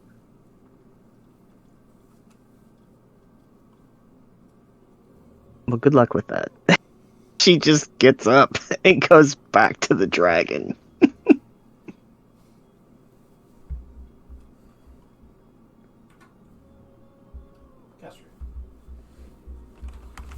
Castria is going to approach Arginio. Where are you, Arginio? Where did you go? Say that again, I'm sorry. Where is Arginio on the map? Unfortunately his token rolled back, so he is this guy right here. Oh, okay. I'm used to the old token. No, yeah, I had that token made, and then there was that rollback period that happened, and looks like it got rid of the new token, so I'll have to re-add that. Got it. Cass, after she gets her healing from Sherry, just calmly gets up and goes over to Arginio. Everything going smoothly? Yes, your new friend Josie seems to have an idea of how to more accurately lay out the ingredients so that I might not have to use everything. So, She is quite clever. yes. I just came over to reassure you. You will not be alone during the ritual tomorrow. No matter what, I will be there. I will help. Although I'm not much of a fighter, perhaps I can offer my magics. I don't know quite how it will work, but I can try. I thank you. I do have perhaps some means for you to help out if you truly wish to tomorrow. Of If you wish course. to take a more direct role within the conjuring, I have showed you why I would want to help. you have. I want to make my time here matter. I want to at least show that fate can be changed, or at least recovered. You have my word. I will help. It's a dire thing you've shared with me. It's the only way I could think in the moment that you would trust. How many have you shared this with?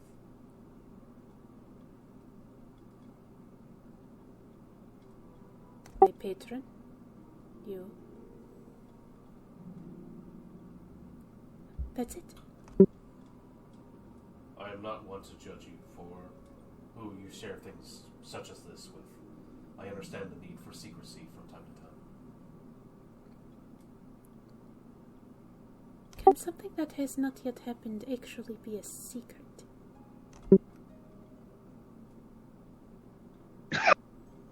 That is an interesting thought.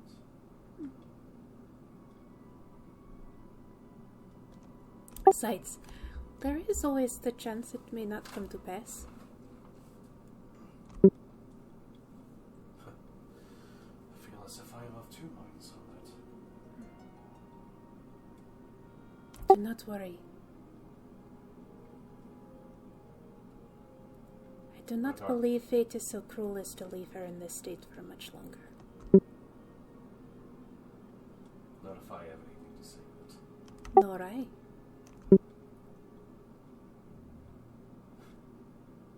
I doubt you would go to the same extremes as I would. Still, you have my gratitude. Is there any way I may assist, or should I leave you to your workings? You have done quite enough. For now. I would rather you save your strength. I will try. I wanted to ask you, have you ever heard of the one who has found the way? I'm not familiar with a title such as this. There is an entity that has been hunting us while we were here. They have not shown their face in this chamber, but my patron knows not of them. They are something, I believe, new and terrible. I'm hoping they do not interrupt. Maybe not terrible. Not in the traditional terrible equals bad sense, but terrible as in unknown and great. Well, should this one arrive, I will see to it that the ongoings are not interrupted. Tooth and nail if I have to. Tooth and nail. Just thought you should know. I do not believe he will show up, or she will show up, or they will show up, but it is a factor that should be considered.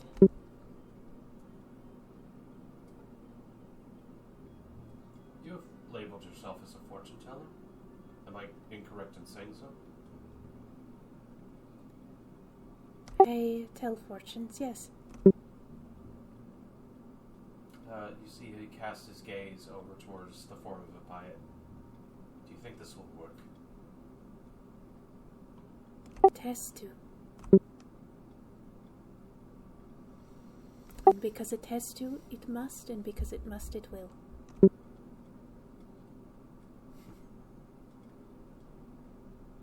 I'll reach down and I'll take a card. See what it tells me. And I'd like to use my once per adventure question on how I can best help the ritual go through smoothly.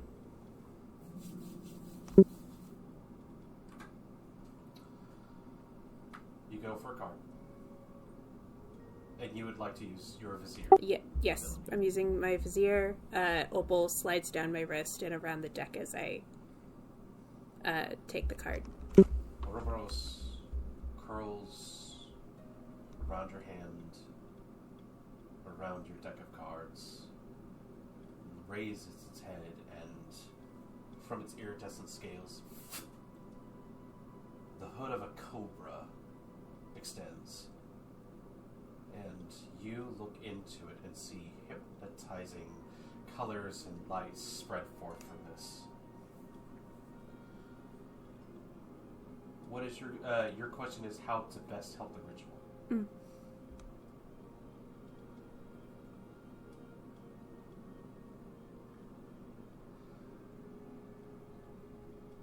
There's a fair chance that this will garner some attention. There's a very good chance. There's likely to be some danger.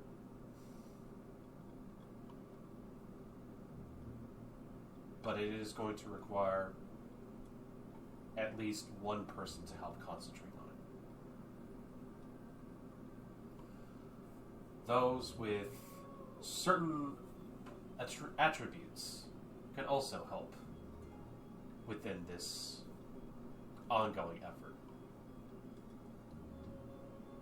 It is probably in the best efforts of those who don't exactly have the affinity to assist with this to be on their guard. It is not as if everything that's going to be arriving wants you dead, but there are many reasons, and it's absolutely best if people get their rest in.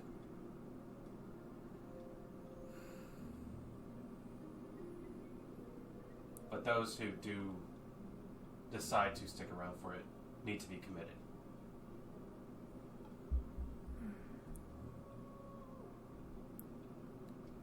Your thoughts drift back to the Kragenon and how hectic it became so quickly.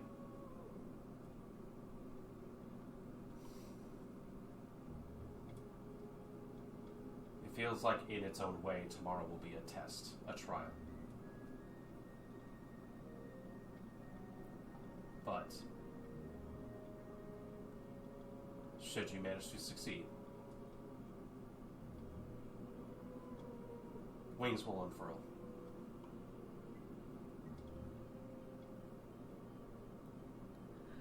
There is more information to this. It will take time to disseminate. As your visions are drawn back out of the hood of Ouroboros.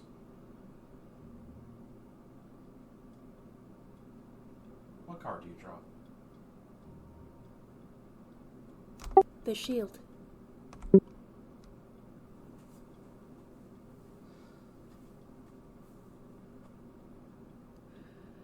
valiant knight. Large, pointed shield, polished, gleaming.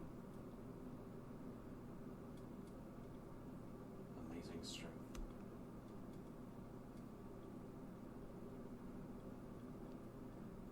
You're going to need all the help you can get. It seems this ritual may attract attention. I am not a battle strategist, though. Iria? She's looking. Huh? Yes. I took a peek into the future. Do you plan on staying and helping? Do you even need to ask the question? Yeah, I know you will. Alright. This visceral, it's going to attract attention. We need a plan. We need to find out who is staying. I assume everyone will, but just in case, we should know our numbers. I am not a battle strategist. Do we put up barriers?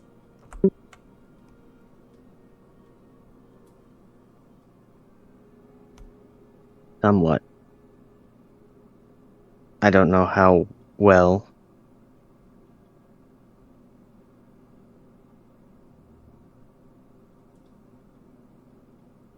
Maybe we should get some. I know it's good to go with a plan, but maybe we should get some rest because a lot of us are jarred right now. So we probably won't come up with the best of plans. Of course. Alright. I'm glad you're staying. I wouldn't leave this one. I know. I see fluctuations in who stays and who goes, but you are a constant. It's almost like I was meant to find this one as she looks over at Apayat. She has waited so long. Like a princess in a castle in one of the old stories.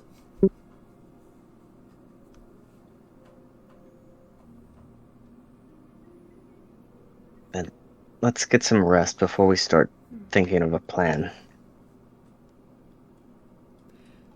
I was thinking And about see who, perhaps playing around with that stardust again. Go for a little dream walk, but I think you're right. I think perhaps rest is what we should be doing.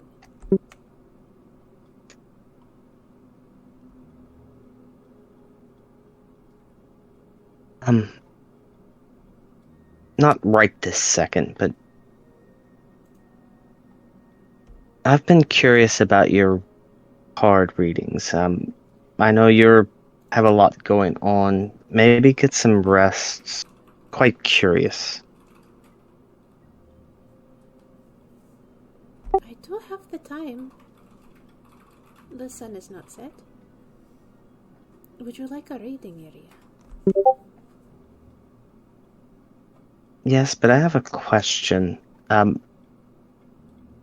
Everything you see comes to be, right? Has anything you've ever seen been changed?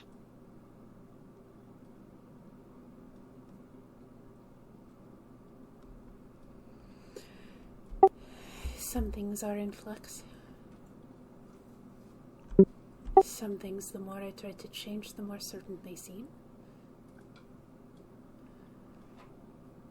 I'm not doubting what you can do. I was just No, of course. curious. I guess it depends on how much you put into fate.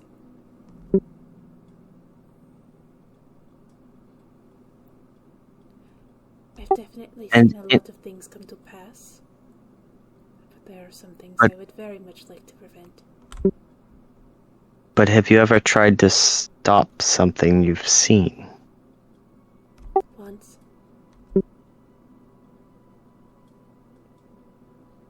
The last Did it get worse or better?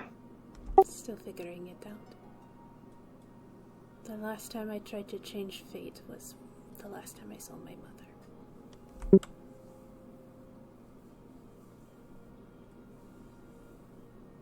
I came to her with a very troubling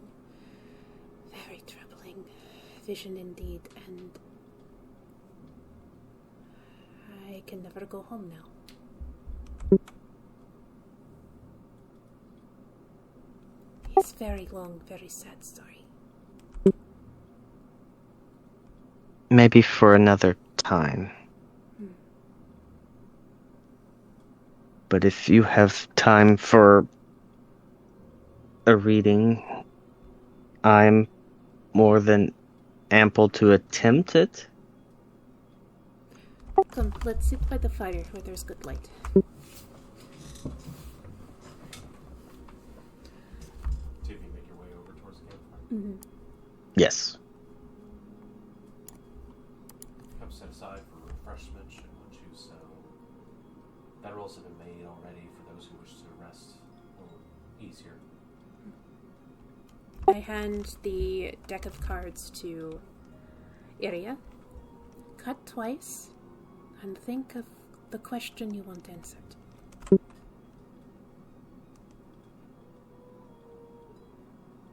Okay. I do that. Hand back to me. Yep. Hand it back. Since you're so curious, I'll explain. The first card is the past. The second is the present. The third, your future. She pulls the first card. The tea house.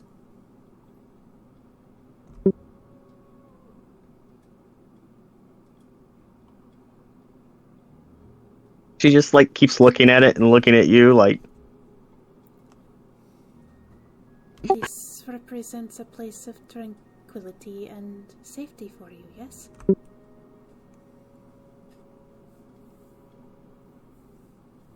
the answer isn't always clear, right? No.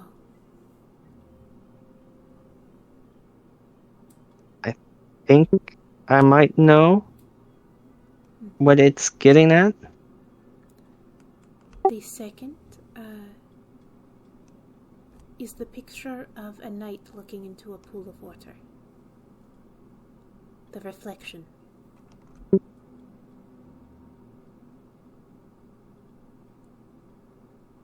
And the third is the dragon's fang.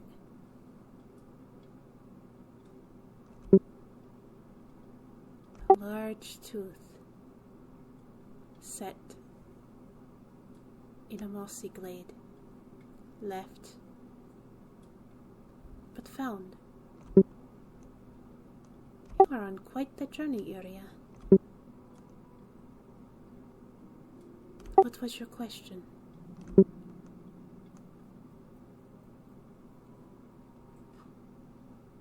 Will I find what I'm looking for? It seems you must look inside yourself.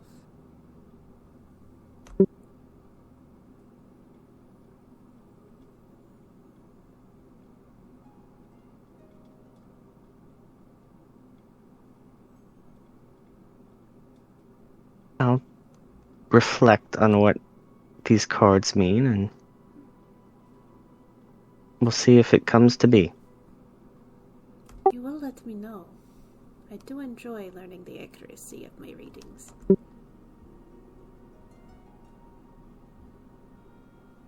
Maybe a story for another time. So many stories. We should write a book.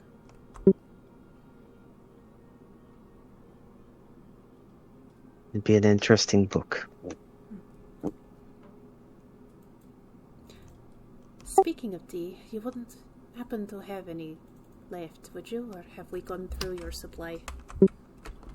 It looks like there's one cup left. And she hands it to you. No. No. I insist. You gave me a reading. I give you the last cup. She'll just nod, almost in a bow, and take a deep drink.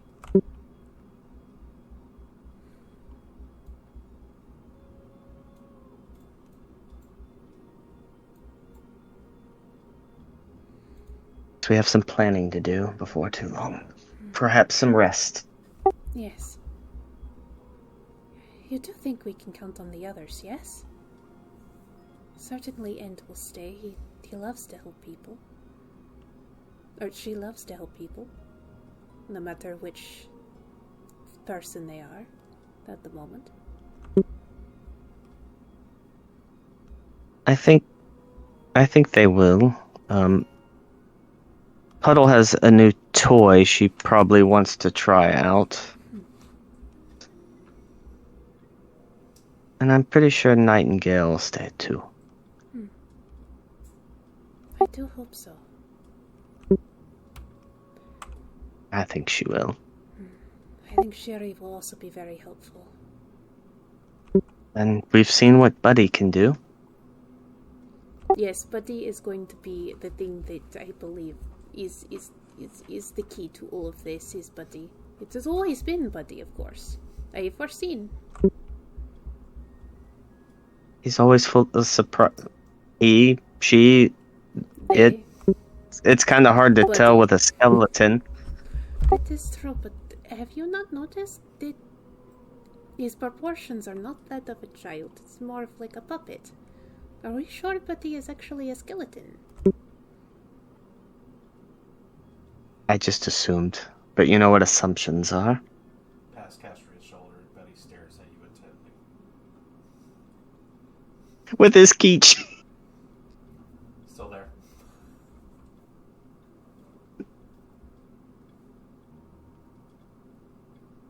I think we'll just sit and keep chatting over tea for a little bit before turning in.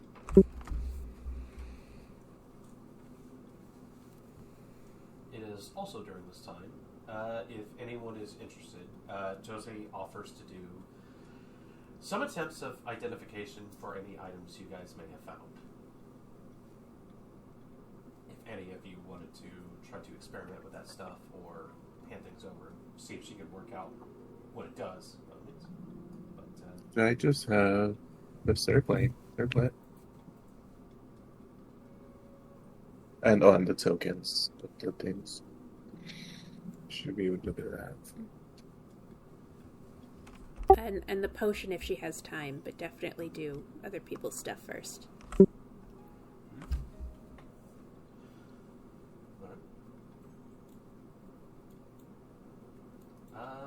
Yes, she can look at those things. It takes her some rough amount of time for like each item, but yeah, she can absolutely take a glance over what you folks might have. What was it you wanted her to look at?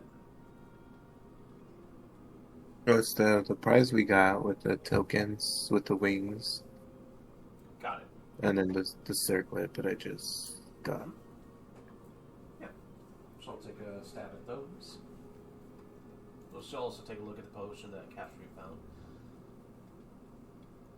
Just have the time for it. I have the glasses and the necklace thing too, the halo. Got it. And then I have the ring. Not the one ring, Yeah, but just I was gonna a say. ring. So that's something else.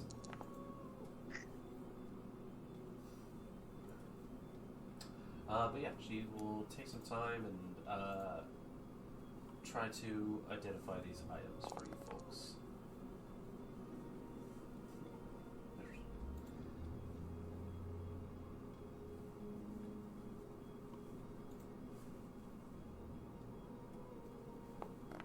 Time continues to move its way forward.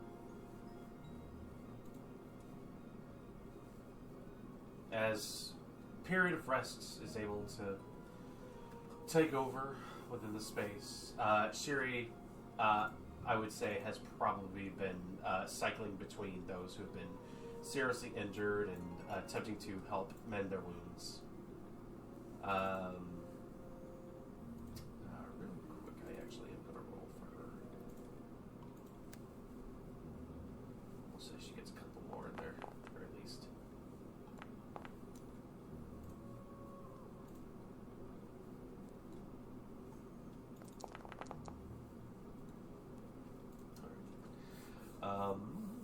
Yeah, and she'll be doling those out.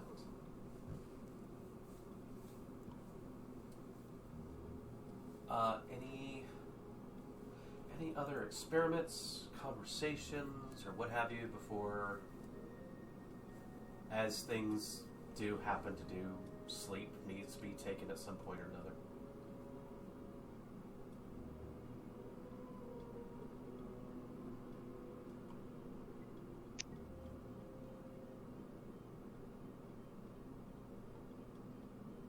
Ready to go. I did want to see if I can take a minute to focus in to see if I can hear the, now that we're out of, like, threat, just, like, really focus in on the lightning and see if I can't, like, in my mind or however not, call out to it and see if that voice can respond. Give me a presence roll. I would say your extraordinary does apply to this. So it's a straight roll because I'm still fatigued. Yes.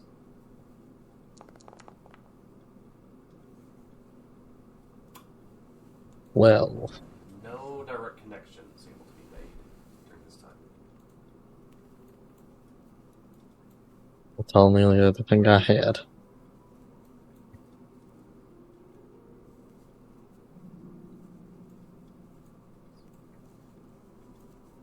Sorry, I'm doing a few things on the side here.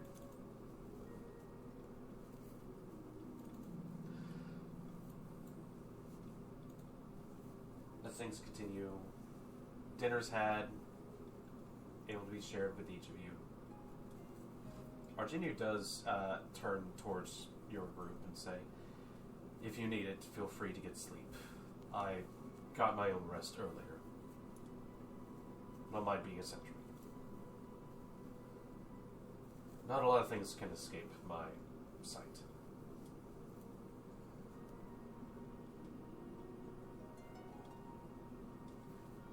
No, he's here. So are we gonna? Do we need to do a watch, or is he doing a straight watch? He is offering to do a straight watch, if you guys are cool with it. Will that not make him tired for the morning, or he said he got his full rest earlier? He said he got some rest earlier. If you guys want Can I to... do an insight check? Yeah, go Sorry. ahead.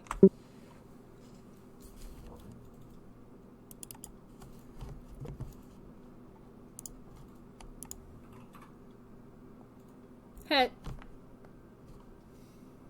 Of course, that's what I get a nat 20 on. Alright, let's see here.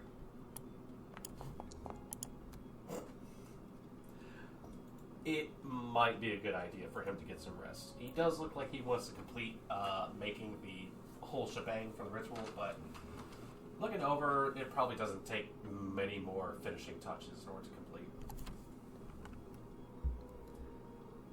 I'll split the rest with him. I'll offer to split the rest with him. I can as well. I'll take a watch.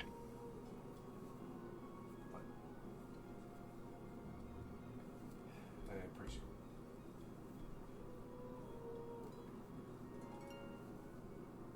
That being said, bedding is made. Those who need to hit the hay are able to do so. Heads on pillows, what have you. And if anybody wants to do anything special as they head to bed.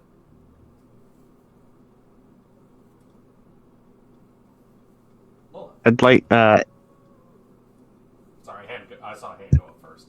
Yeah. Well, Lola would have walked over to the camp, grabbed a sleeping bag, and then walks back over to the water. Got it. Move your bedding situation over. Quieter over here. I'm walking over to the water.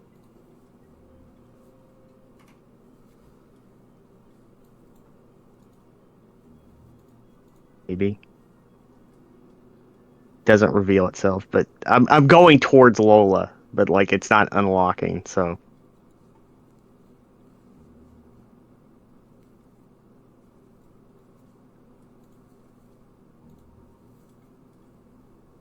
Do you want to chat, Nightingale?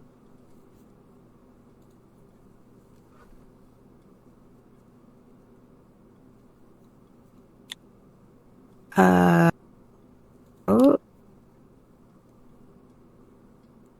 Stuff. Things. water is very wet. It typically that's okay. is.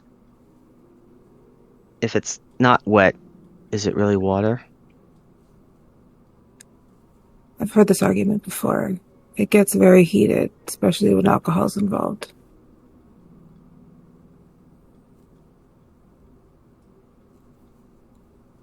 I apologize.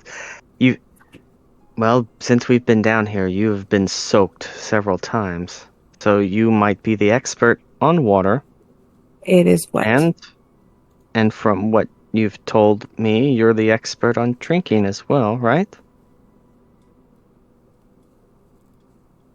That I know of.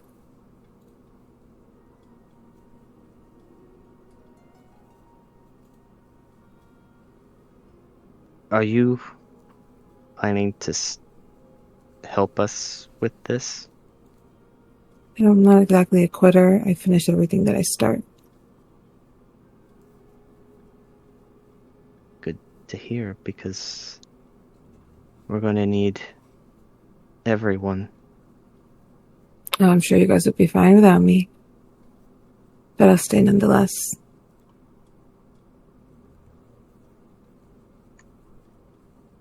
Why are you doubting yourself? Probably the same reason every other person with a conscious or a sentient has doubted themselves. I'm not special or immune to self-doubt.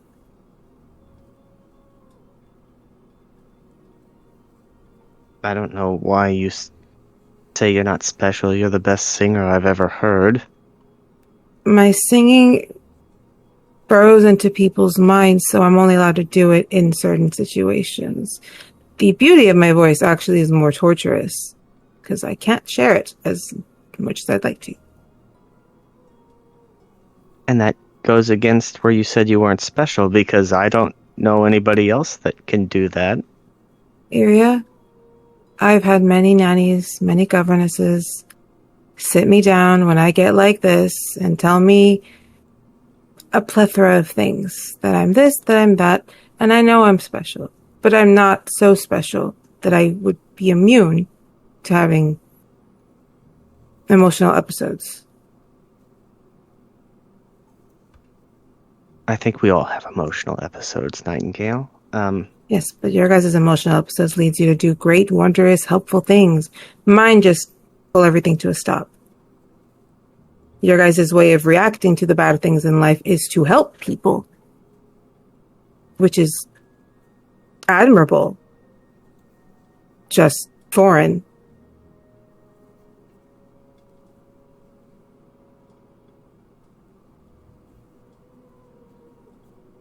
You want to stay and help that dragon out of the goodness of your heart. I'm doing it because I gave my word and I'm supposed to do what my word says. Don't go back on it. Like, do you see the difference? I have Castier asking me about my freaking empathy, which I do have, by the way. Just probably not to the same extent that you guys do. You're all wonderful people. Don't let looks deceive you.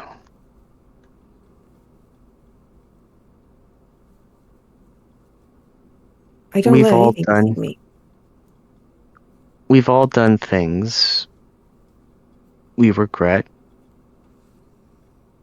We all probably will do things we will regret.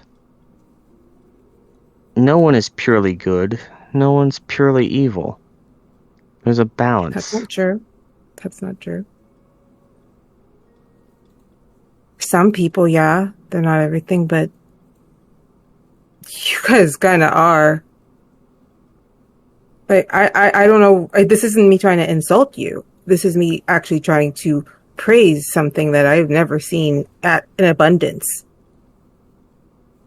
It's honestly just, it's very unsettling for me sometimes watching how you guys will throw yourselves in the light of fire for maybe a stranger. It's weird to me, but I'm gathering it's not weird to anyone else. So that means that I'm the weird one. No. The reason why I'm helping this situation, dragons have a very special bond with my people. Something that, if you would have told me several weeks ago that I would even lay eyes on one, I wouldn't have believed you. Now I'm here, sitting next to one. I always thought it was a fairy tale growing up, and now it's reality. I can't not help that. I question some of the other decisions that other people in our party make. But I'm not used to all of your all's cultures and beliefs out here. I'm a stranger in a strange land.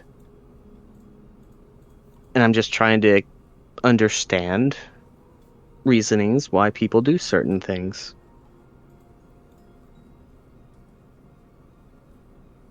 No, y'all are... Yeah, you do things because, again, you're a good person. Again, But- don't let the exterior... We're all capable of evil things, and probably will do evil things in certain points of view. I'm not black and white. I get that. It's just... I just think that when we get back, I should probably just fuck off. I think you all would just be much better if I wasn't just around. I don't know how to deal with this the way you guys do. You take failure like a stride and walk away with it. I have to sit and think and over, go through the checklist of everything I could have done differently. And none of y'all do that. You just keep moving. And then I have to stop and sit and do that. But I can't do that because there's no stop. I'm just wondering if I'm actually in over my head, which is not something that I know how to process because I'm never in over my head because I'm amazing at everything except this. And I don't know, maybe Dad is right. Maybe I should just do what I was told. Nightingale, we're all in over our head. Uh-huh. And yet you guys keep moving. Do you understand, like, what I'm trying to say? You're gonna go in circles if you don't hear what I'm saying. I have a mission that I was set out to do. Okay. And I will do whatever it takes to accomplish that. If it requires me to do all these sidetrack things, I will do them. Not more than a few hours ago, I wasn't even on this plane of existence. I don't know how to deal with that. I'm sure it's going to come back and bite me in the ass. I don't know how to process it. I just continue on. I'm sure it'll be a problem later on, but I just muster through it. Isn't there questions you want answered? In my life? Life in general, it doesn't have to be as black and white as you say. You told me you didn't know where your abilities came from. Don't you want to find out? Why? So I can know the reason behind it? This torturous situation?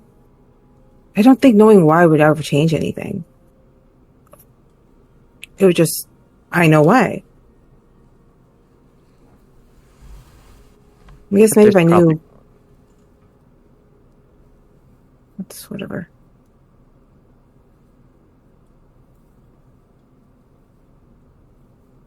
This isn't going the way you planned to, is it, Iria? I had no plan. I had a nanny once who did not like my back talk. She says that me explaining to her how the fact that my father pays her makes me her boss was not exactly correct. She was the only nanny to ever actually punish me, though.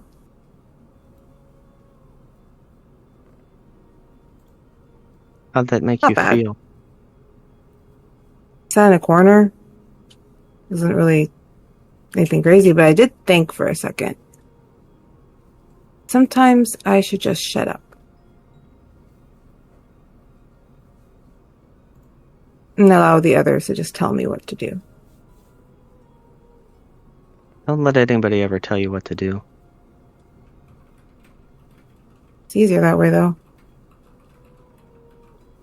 But I'm tired. You're tired. Y'all, we're bringing back a dragon in the morning, aren't we? Hopefully. Then let's focus on that. And then I'll worry about everything else after. Focus isn't on me, it's on the dragon.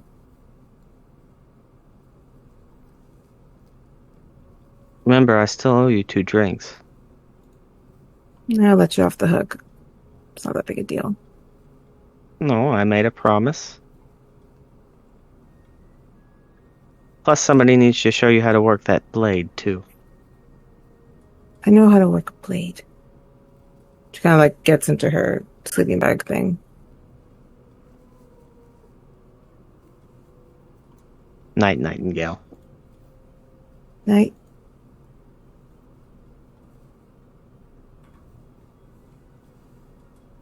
He goes back to the campfire. Campfire grows colder. Doesn't go up completely. Still those flagrantly red flames. Ever so softly licking upwards. Those of you who were able to find sleep managed to do so.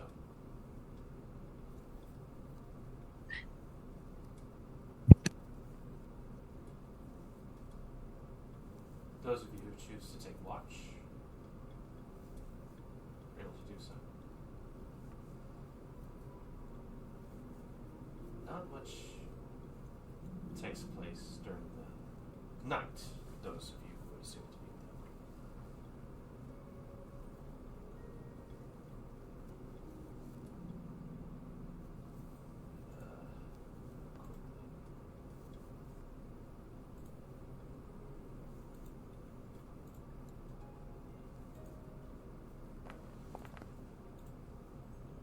Just a second.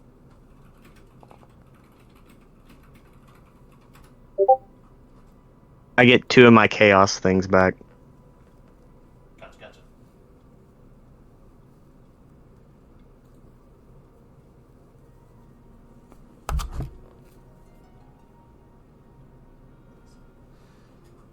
Save is able to find those of you who will for it to happen. Thankfully.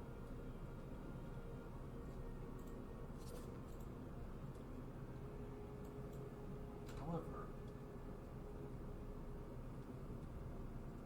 Puddle.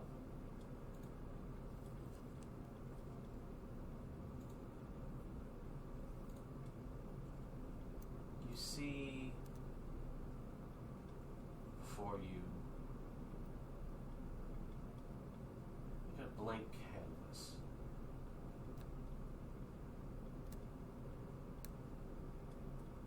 Transferring one way and another, colors bid themselves to your attention.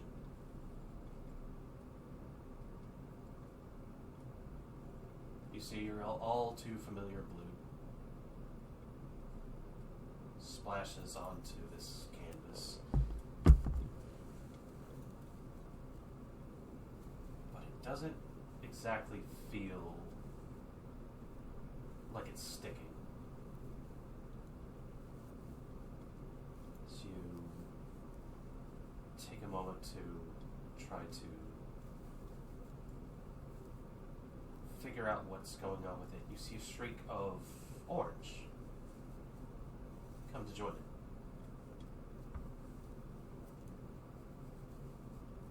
The blue however, begins to fade away.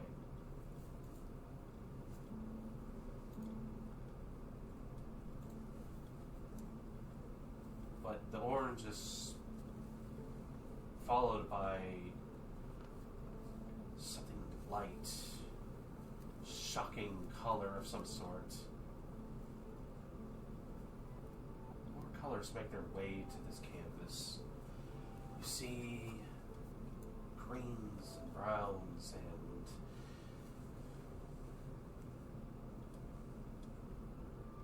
many different shades and hues that perhaps you're not used to using yourself in your colorings from time to time.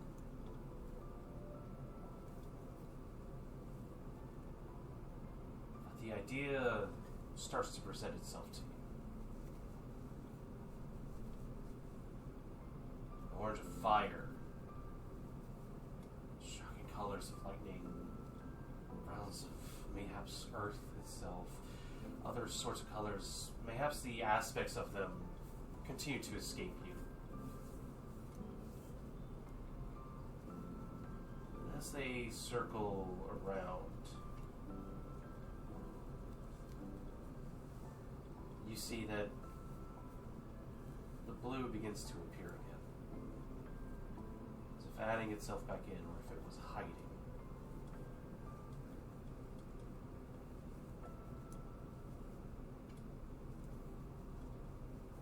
You hear a voice.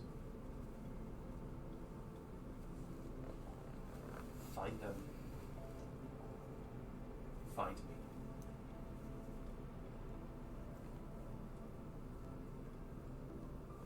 The canvas flips. And you see on the back, resembling that little strange trinket you found earlier, that halo,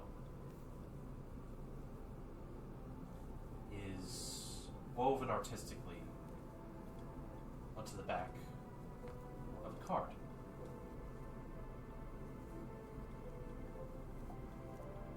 Which drifts away into waters terrifyingly familiar. Home isn't here. Shadows are lurking, creeping closer, reaching for you.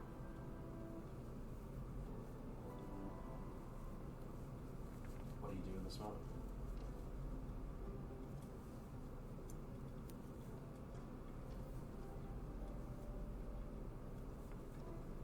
Hana looks to the sky.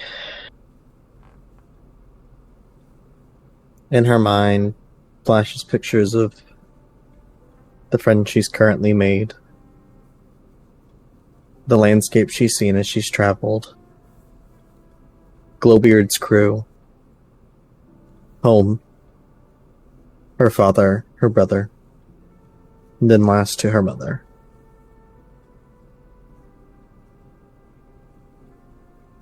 He reaches down, pulls up her mask,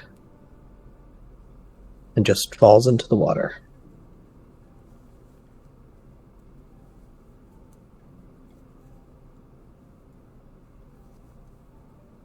You don't have to fall into the water. You are already in it. The space where home would be sits around you. It is a dark night, but those shadows of greed begin to close in. While you slip on your mask, and you fall in an unintended direction.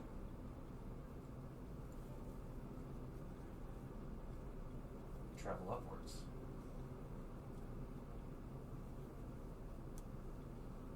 Up ahead, you see something of a... There's flashes of light. The surface sits some distance above you.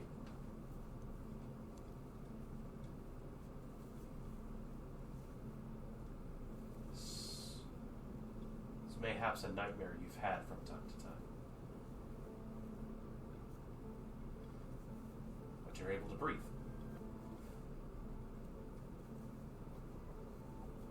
Do you keep ascending?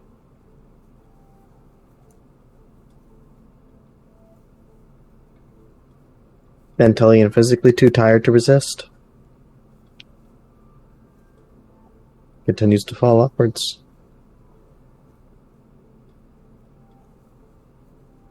The presence continues to chase after you, or mayhaps it doesn't even notice you.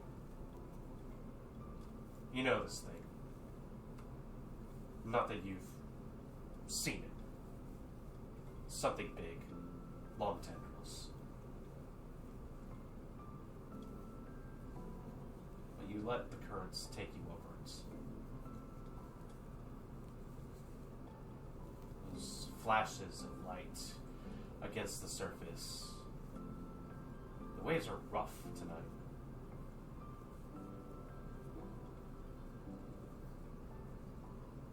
As you break free, it's dark. It's raining.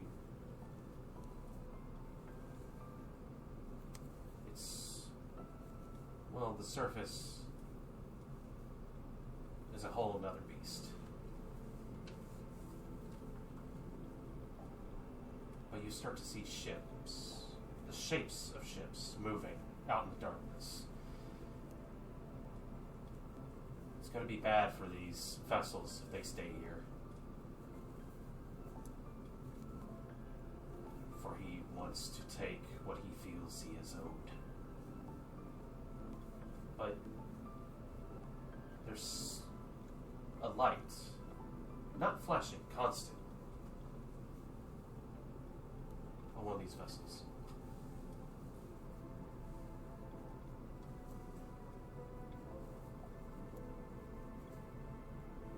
You draw closer. Mm-hmm. You go to move closer. Beyond the darkness, other shapes begin to rise and move to a circle. But that light attracts a lot of attention.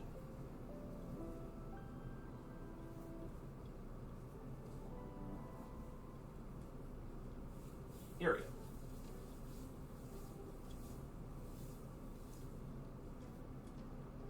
Yes. You find yourself in mist.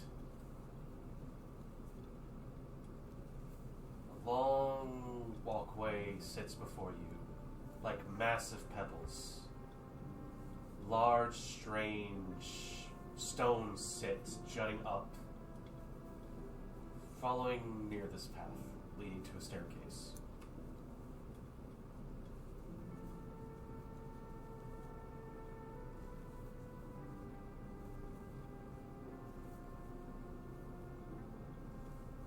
Same staircase as before.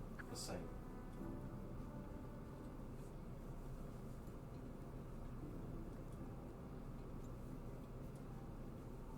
Do I have thoughts in my head? It seems like you were able to make your own decisions here. I walk up the steps.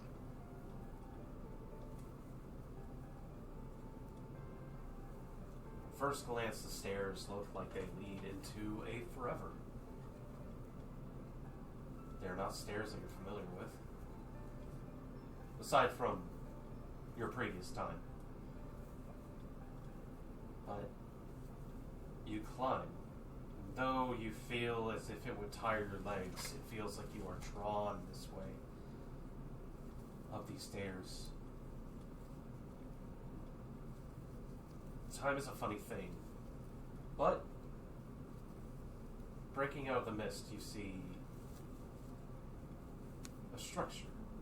Slip roofs. Columns. Like a large gate that looms over the top of the stairs.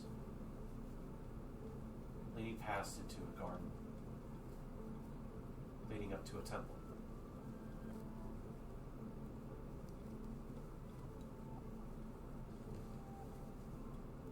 Does it match the card that I drew?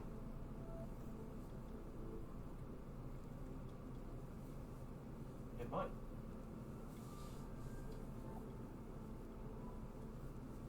Sitting on the steps that lead up into the structure, there's a figure.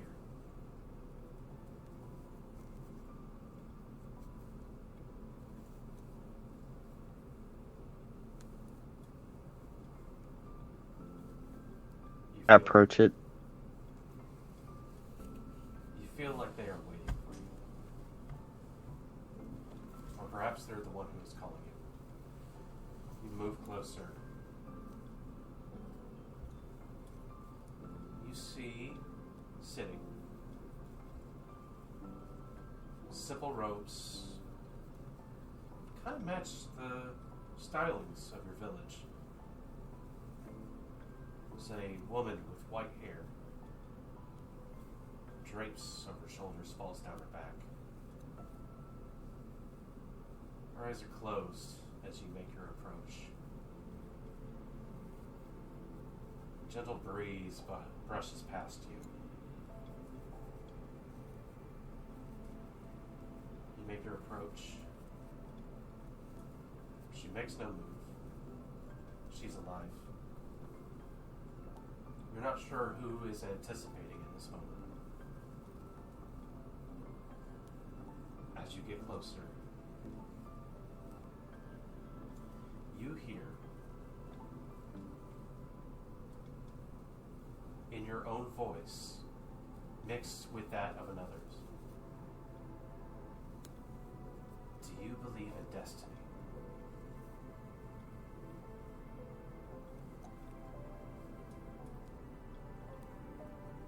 I don't answer, but I smile. With a pause, this figure, in her own voice, asks, "But does destiny believe in you?"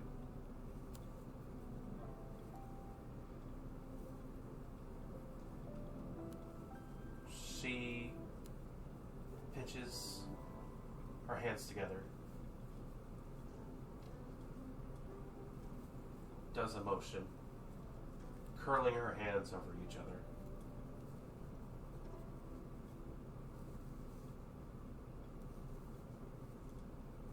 I hope it does.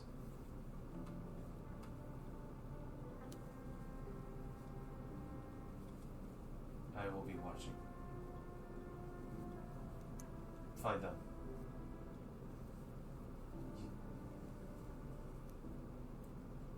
They will help.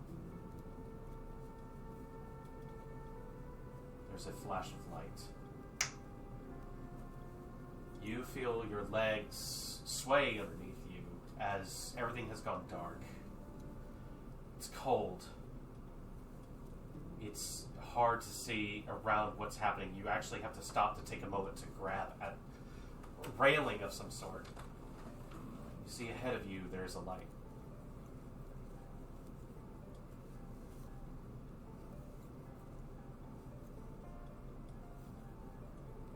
I sprint towards the light. Seeing the light, it wavers ahead of you. It's hard. Your feet meet a material that you weren't aware that has transposed itself. You make your way towards the light. You hear voices. Words being shouted, but it's not making any sense to you. As you sprint your way forwards, there's a scuffle. This should not be happening. Not here. Not now. The light moves and falls.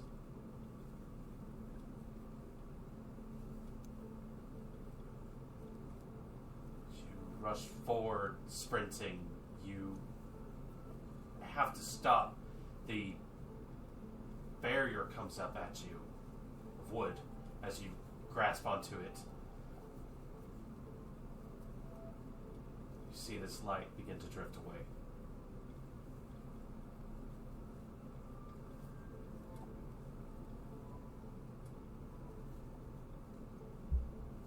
How high is the barrier? About middle.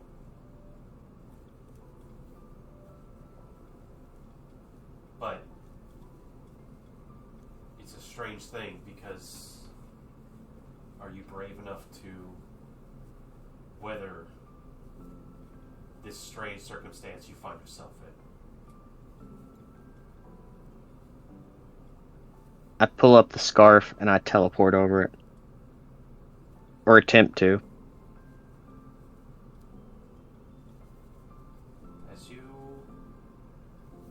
throw yourself off the side, Puddle, you see a shape leap off the ship. Someone brave and foolhardy with, in a flash of light, a shock of purple hair.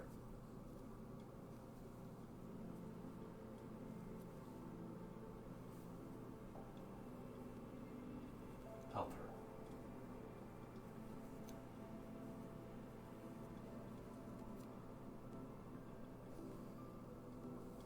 I jump off the ship after her. You swim after this stranger. You don't know why someone would throw themselves into the stormy seas. This is ludicrous and suicidal. She doesn't know what's down there. Iria, you try your best.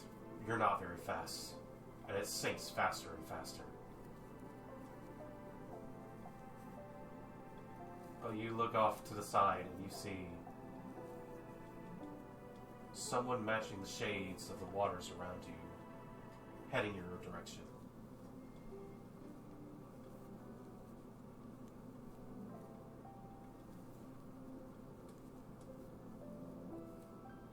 I struggle to stay afloat. This young woman apparently gives up the chase after that light.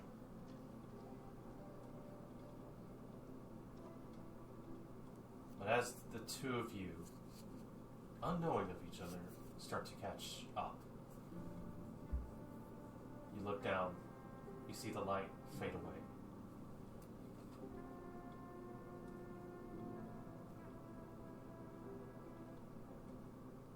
I would like both of you to make a perception check if you don't mind.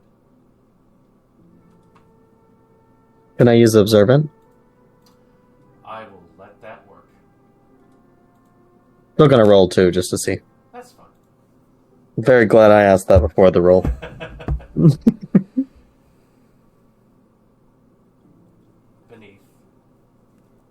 in the darkness,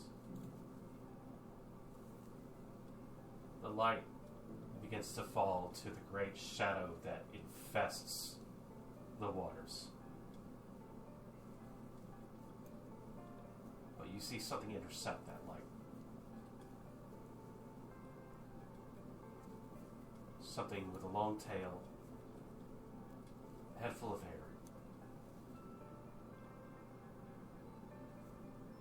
And both of you hear in disparate, distinctly different voices. In due time. Help her.